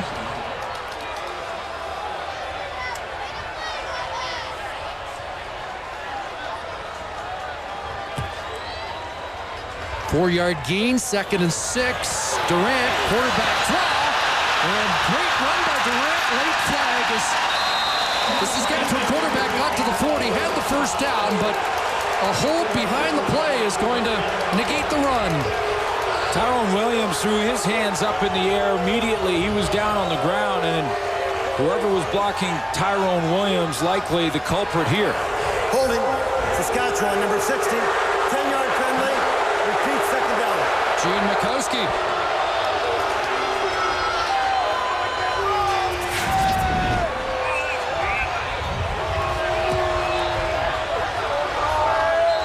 And it was on Tyrone Williams.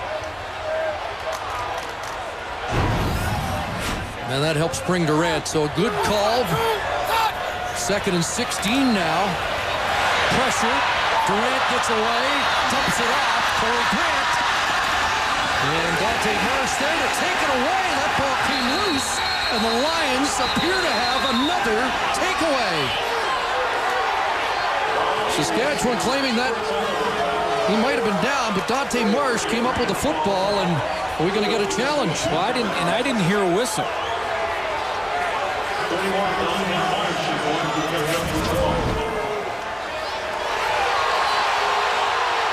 Corey Grant still fighting for yards. Was his knee down on the ground, though, before the ball came out? Don't see a challenge flag, and I don't know. don't think he was down. I don't think we'll get a challenge flag. Well, the fans saw the replay, and they thought that, first of all, Dante Marsh may have face masked Corey Grant. The fans on the Lions side are getting way out of hand here. The Lions bench getting pelted. And BC may leave the sidelines here. It was just a shower of debris. Yeah, and the Lions are leaving the sidelines. And they are, and Wally Buono will not put up with that, and he shouldn't have to. And you know, the fans here in Mosaic Stadium know better than this. No, it was way out of control. Yeah, and there were cans and debris coming on the field, and there still is. And you know, Saskatchewan fans, especially on this night, do not want to be doing this. I mean, no exaggeration, but it looked like it was raining on that side of the field. And Wally Buono's crew's out of midfield. The player was down. I'll review the play.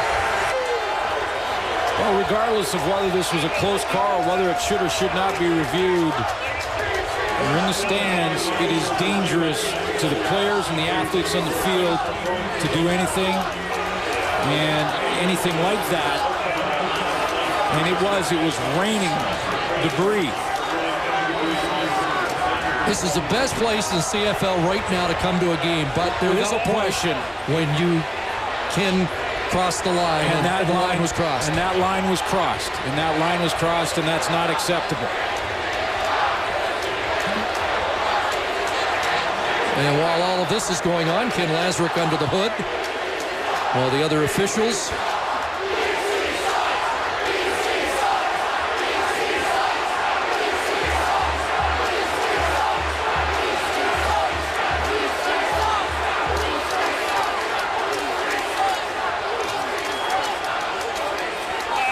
Well, and if it continues, I could see the officials calling a penalty against Saskatchewan as well. I don't even know if the BC Lion players are willing to head back to the bench yet. Waiting to find out if this is the 7th turnover of the game committed by Ken Miller's crew. We're going to take a look at the play one more time. They're reviewing this right here to see whether or not Corey Grant fumbled the football. I thought the ball was out before his knee touched. Awful tough to tell from that angle. This angle may be better. Marsh coming close to a face mask there. Yeah. The ball is out. The ball is out right there. And the knee's he hasn't not down. touched. So, you know, the missed face mask may have been what upset the crowd, but that's just a missed call and a penalty, even if it was. But that does not justify throwing debris on the field anytime. And just to make it an even busier storyline, Jarius Jackson is in at quarterback for the Lions if they're on offense here. Well, you've said many times that after reviewing the play, the ball did come out. It was a fumble. BC got the ball. It's their first down. Well, you know, we've said many times, and it's true that in this province they are the best fans, you know, in the country. But don't tarnish that image by crossing the line like that. So the Lions back on the sidelines. The Lions back on offense. Just under 10.5 minutes remaining in the fourth quarter of the game, very much in the balance. These Rider fans hoping that the Roughriders still have sole possession of first place when the night's done.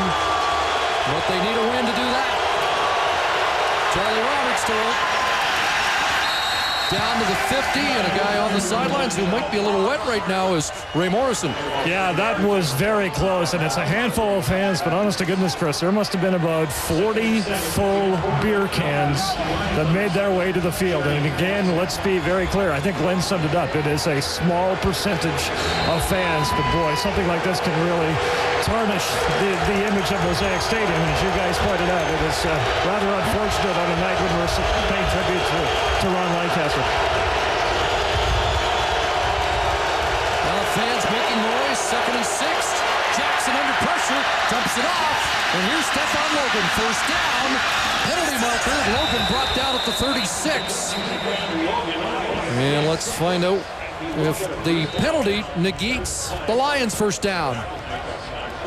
I'm not sure if it'll negate the first down. It depends on, because the flag came out so late. I thought that Sherko Haji-Razuli was over there on the sideline and may have got called holding. BC, number 81. After the first down was gained, going to be a 10-yard penalty from point ball held. First down. That's what I was wondering, and it was actually Geroy Simon, not Haji-Razuli, but they were both down there by that same sideline. Here comes Geroy Simon and get a good look at it. And he's working on James Johnson, but it was after Stefan Logan had first down yardage. 17th penalty of the night against BC. Seen a lot of flags. Jackson dropped it and lost it. Ball on the turf. Still has it been claimed. Saskatchewan's got it. And finally out is Sean Lucas. A night of turnovers. And a huge one goes Saskatchewan's way. And again, a penalty marker at the end of that frantic fight for the football. It's the responsibility of the quarterback, in this case Jarius Jackson, to make sure that he gets the football either to his running back or is clean in pulling it away. And I believe there was a problem with that exchange between Jackson and Charles Roberts right there. Ball too high up in the shoulder pad area for Charles Roberts. It goes on the ground, and now it's a scramble to see who will get it. The play was over. Unnecessary roughness. BC, number 56. Off the distance to the goal line. First down. Rob Murphy called. And that linebacking core comes up with another big takeaway for Saskatchewan.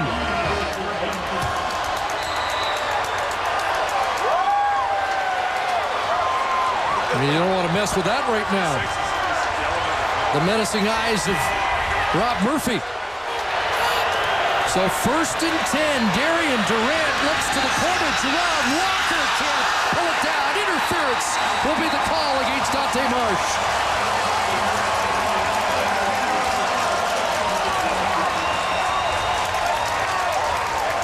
Jerron Walker fights back towards the football, and because he does fight back, he forces the penalty. Dante Marsh has to grab him. Forward pass interference. BC number 31 in the end zone. Automatic first down at the 1-yard line. I think this is a good call and the right call. And it was all created because Jerron Walker will fight back and go after the football. The ball's thrown a little bit inside by Darian Durant. And because, see how he goes back inside and fights for it, and that's why Dante Marsh grabbed it. 1st and goal from the 1. Durant plunging. And he signaled. None yet. And the Lions think they got the football. Turnover. Corey Banks giving us an indication that it might be BC ball.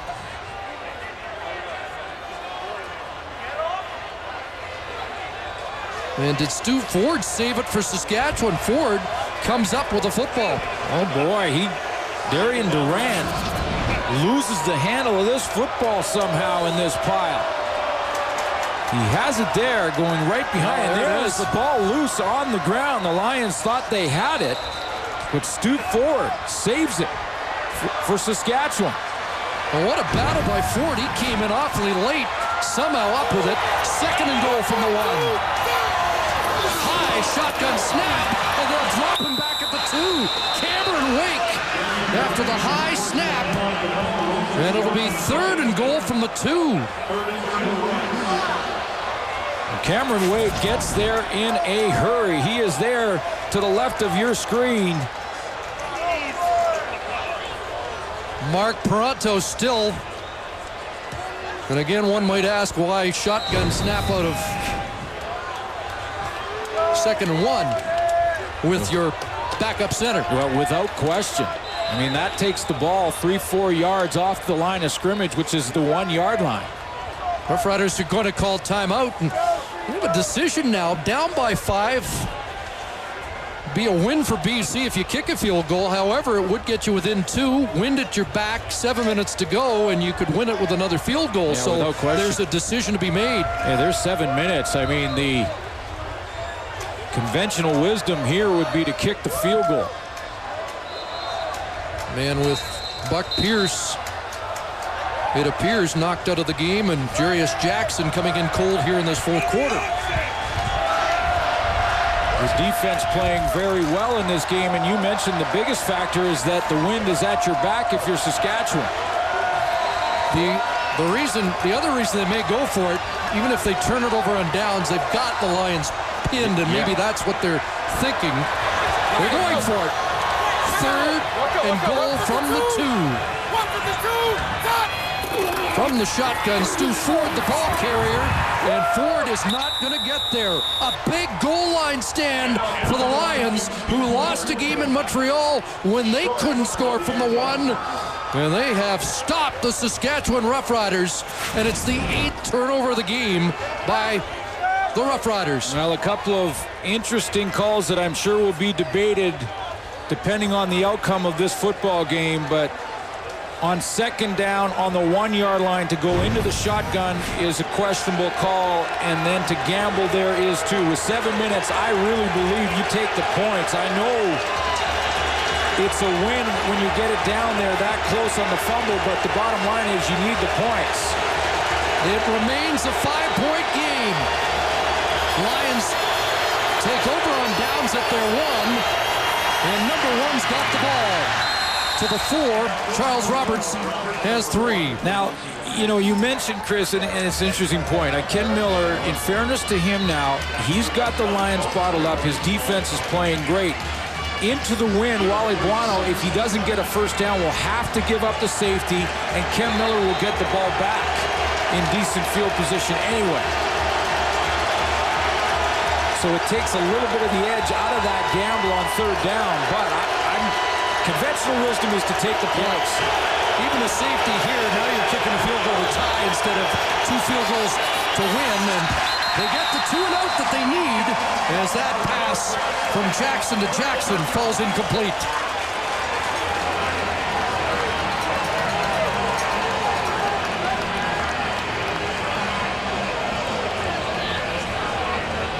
Now it's almost a certainty that the BC Lions will have to give up the safety here. Paul McCallum will be standing at least 10 yards in his own end zone. He wants to be clear on the signal from the sideline.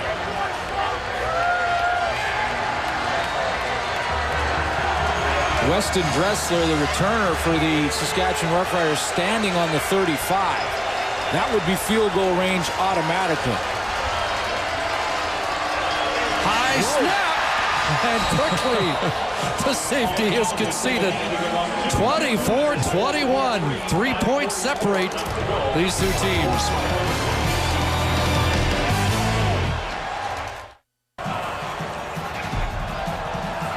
Well, this game has gone in fits and starts, but it is certainly getting very intriguing. 24-21.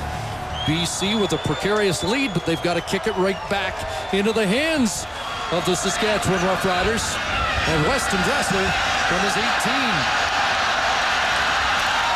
And Dressler crashing out close to the 40-yard line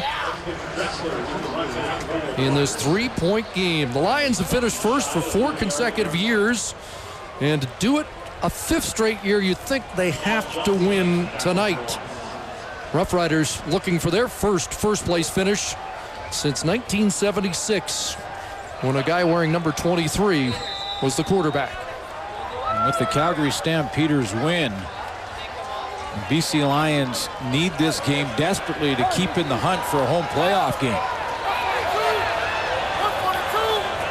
Riders start at the 39, and Stu Ford just gets across the 40. Tyrone Williams at the bottom of that pile. Well, interesting down on the goal line. This was the stand by the BC Lions moments ago. The fumble first by Darian Durant, recovered by Stu Ford. Then they go to shotgun. A high snap causes problems. Cameron Wake gets there. I think he got there first, which would be another sack for Wake. And Stu Ford can't quite cross the plane. The Lions give up a safety. They make it a 3-point game, but kick off and get that field position back. Now Ken Miller has to drive the field once again.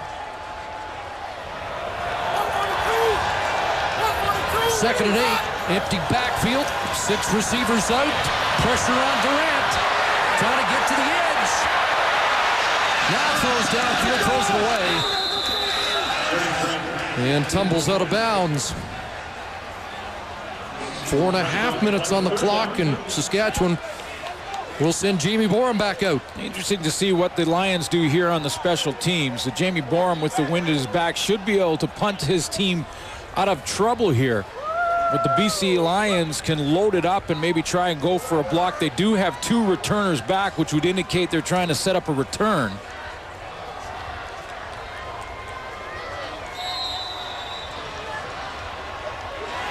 Borum's longest this year, 65. Still a pretty decent breeze at his back and some early movement. And they may have to go back 5 more. And you always wonder where Baron Miles lines up in these situations. Alex Smith, the special teams coach. And a guy who had a pretty good scouting report. Saskatchewan, number 42, 5-yard penalty, still third down. Anton McKenzie moved quickly. Usually the wind dies down at dusk here on the prairies, or often it does, but Alex Smith told us before the game, I don't think it's going to do that tonight, and so the decision to get the win in the fourth quarter has been a good one. Borum the kick, and Logan backpedaled to the 22. Breaks the tackle, has a return. And Borum will push him out at the 50, but Stefan Logan with a critical BC Lions punt return. The TSN also home for the NFL. Sunday Night Football continues tomorrow on TSN. The Cowboys take on the Packers. Coverage begins at 7 Eastern, 4 Pacific. And Monday Night Football, the Jets and the Chargers. Coverage beginning at 7 Eastern, 4 Pacific. Both games available on TSN HD. I'm looking forward to that Dallas-Green Bay. Both teams 2-0. Dallas Cowboys, I like what Tony Romo's doing these days. Looks like he's matured over last year. And what a shootout they had on Monday night. There's Jackson, penalty marker down, airing it out, and overthrowing the intended target, Geroy Simon, which brings back memories of last year here. Jackson to Simon in the final minute on that third down play we saw in the first half. And it was my thought exactly. It was almost an identical play, but the safety in this case for Saskatchewan, Scott Gordon, was right in perfect position on Geroy Simon there.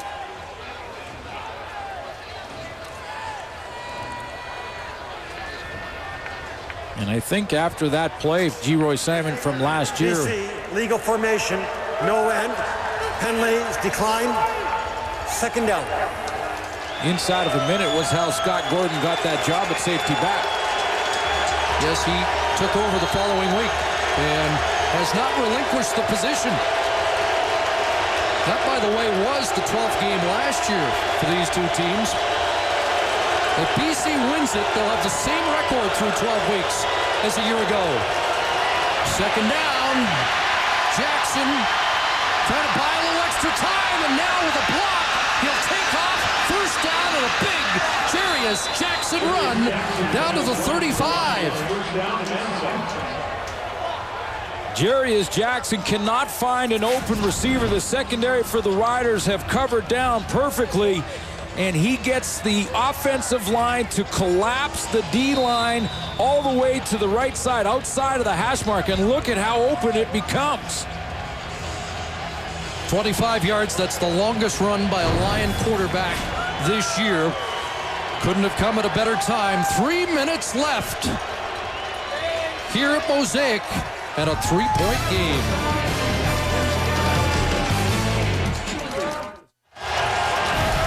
Tonight's game story brought to you by Coors Light. Who wants a cold one? All kinds of stories in this game, Buck. Here's Michael Bishop pulled in the first quarter. Another big game by Weston Dressler. His third 100-yard game in a row.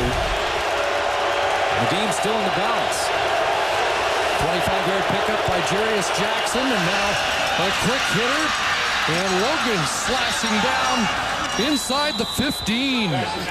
Jarius Jackson all of a sudden settled in. He took that big run, which is his game, to use his athletic ability, and he's now settled in, because watch how in control and how confident he is to just throw that screen perfectly in there to Stephon Logan, and it's the perfect name for that play, the quick screen. As you mentioned, when it's him, that's the perfect name. Absolutely. I don't know if anybody's quicker. Now this is where the Rough Rider defense has to dig in. They've done it in the red zone all night. They can't give up a major. 1st and 10, Jarius Jackson. And Geroy Simon dropped it.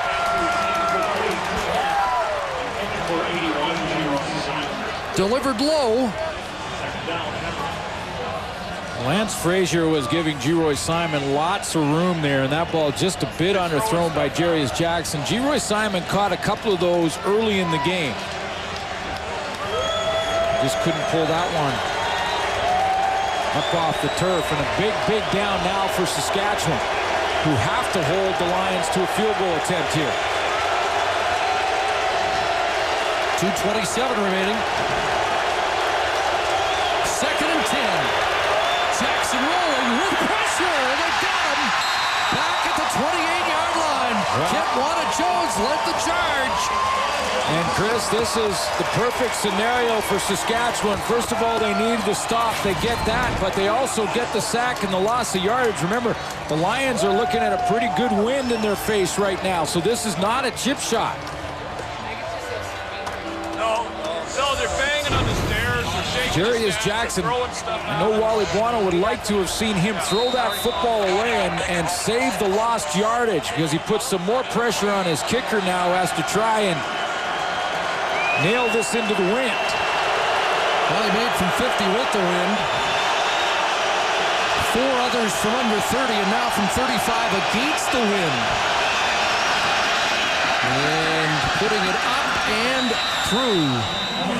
So it's a 6-point game with 1:59 to go, and that's the 6th field goal of the night for the former Saskatchewan Roughrider. His 30th on the season.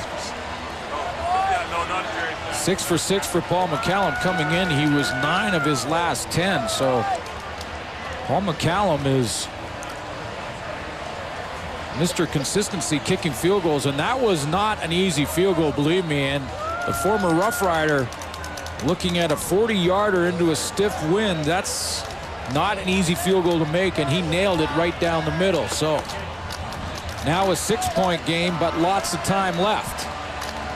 Well, we mentioned Saskatchewan 3-3 when trailing going into the 4th quarter this year. Do they have any more magic remaining? They've got 2 minutes. The time not an issue. Wind at their back, but they have to, in all likelihood, come up with a touchdown march. I guess there is time for a couple of field goals if it was managed properly. Heck, if Ron Lancaster can come back in the final 2 minutes from 17 down to beat Wally Buono's Alouettes, you think 2 field goals isn't impossible? Ron Lancaster did it 50 times. Can another Rough Rider quarterback do it tonight? Dressler on the return.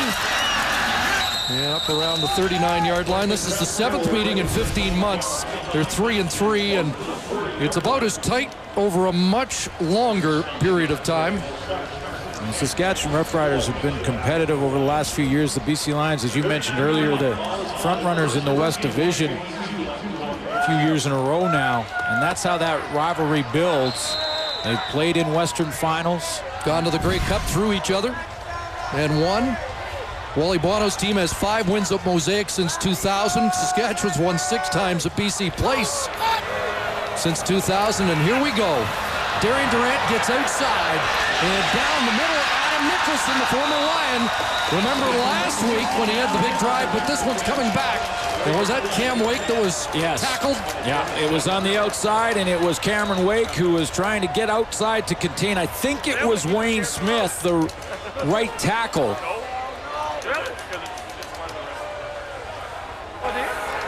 Holding Saskatchewan, number 52, 10-yard penalty, repeat first down. There's Cameron Wake, and he's going to go one-on-one on Wayne Smith. Comes inside, and you can see as he tries to break free there, Wayne Smith hangs on to the shoulder pads, pulls him to the ground, and it was just at the very end of the play that he drew the flag. Smith, who didn't play last week, back spasms, back in at right tackle tonight. 1st and 20. A pump from Durant under duress, and he'll take off, and Darian Durant scampers to the 40. So he gets back to the original line of scrimmage +1. You know, and you have to give credit where credit's due, and that time Wayne Smith did a nice job on Cameron Wake, because I thought with the amount of time Darian Durant was hanging back there, this time he handled him quite nicely on the outside. Watch the right tackle. Cameron Wake has a chance in a one-on-one, which he doesn't get very often, and look at big Wayne Smith hold him at bay and allow Darian Durant to scramble out the other side. So 2nd and 9. Toronto remains the center, replacing Jeremy O'Day. Durant scrambling around there, and now unloads. Dressel can't bring it down. And it will be 3rd down, and Glenn January a little slow to get to his feet. Well, this time Saskatchewan makes sure that Cameron Wake won't get there. They double team him on that play. Brent Johnson had a chance, but because Darian Durant was on the run and bouncing around, that ball thrown high to Weston Dressler. 86 seconds remaining. Some fans reacting to the punt team coming on, but they're going to kick it away and try and force another 2 and out. Yeah, and they've got, you know, with the wind at their back, I think Ken Miller must be looking at the field position, knock it back there and get a quick 2 and out. Not real deep. Flag down at the 25 by Logan. Great cover downfield. Maurice Lloyd, the starting middle linebacker and a demon on special teams, with a big tackle there. So 1:17 left. And now Lloyd and the defense have to be stout. And Jarius Jackson, who since he's come off the bench has not looked real sharp in the passing game. But the BC Lions have to guard against 2 quick plays and then punting the ball back, because Saskatchewan gets better field position that they had there. And the strategy works to punt for Ken Miller. Lions have had 10 possessions, second half, 8 have been 2 and outs. Here comes the blitz. Charles Roberts trying to get outside. And look at Sean Lucas track him and bring him down at the 31. Yeah, even with Charles Roberts, and as quick as he is, and Stephen Logan, very tough to bounce plays against this Rider linebacking core. They are so quick to bounce to the outside with you. Maurice Lloyd, Sean Lucas, and Anton McKenzie. So now 2nd and long. Problem for the Roughriders, they have used their timeout. And basically, the BC Lions are going to be in a passing formation. It's a throwing down, but a safe play here could be quarterback draw with Jarius Jackson. Incomplete pass would stop the clock. BC doesn't want to do that. And here's Jackson, the keeper. Bounced off the first contact and puts his head down and takes a hit at the 37. He'll be short. 44 seconds left, so the Roughriders will get the ball back, but they're not going to have a lot of time, and they need a major score. And you have to love the courage there from Jarius Jackson, because he was caught in the backfield, looked like a broken play. He almost wanted to give it to Charles Roberts, and they had some problems there. Jarius Jackson took 3 or 4 big hits, got some yardage, but kept the ball in bounds, kept the ball in the field of play, and he took some punishment for it. Closer to the first down than I thought initially. 3rd and about a foot and a half. Wally Buono going to go for this? I think he is. He just may, yes. Wow. Oh, boy. Well, that is the punt return team of Saskatchewan scampering to the sidelines. And short yardage has been interesting this season. And this is automatic field position if the Riders can hold. A reminder from Mike McCullough to everyone in Saskatchewan to stay on side. Referees are puddling, not sure why. Perhaps a clock issue. And they may reset. Please reset the game clock to read 44 seconds, please. It was 44. Somebody started the clock before play had been whistled in. Well, it is inside of a yard. Got a huge gamble for Wally Buono. Maybe Wally Buono's taking one out of the Ron Lancaster book. No guts, no glory. Well, is he gonna... He's not gonna throw a deep pass, though, is he? No, I don't think the Joe Higgins play is upcoming. Jackson left side. Should have it. Well, you know what? Inside of a yard, you're supposed to be able to get that when the defense has to give you a yard. But having said that, how about the call to go ahead and gamble? You don't get that yard. You bobble the snap. You slip from the quarterback position. You don't get that yard, and you've just handed the Saskatchewan Roughriders a chance with field position to steal this football game. He took the gamble and was successful. A gutsy call by Wally Buono.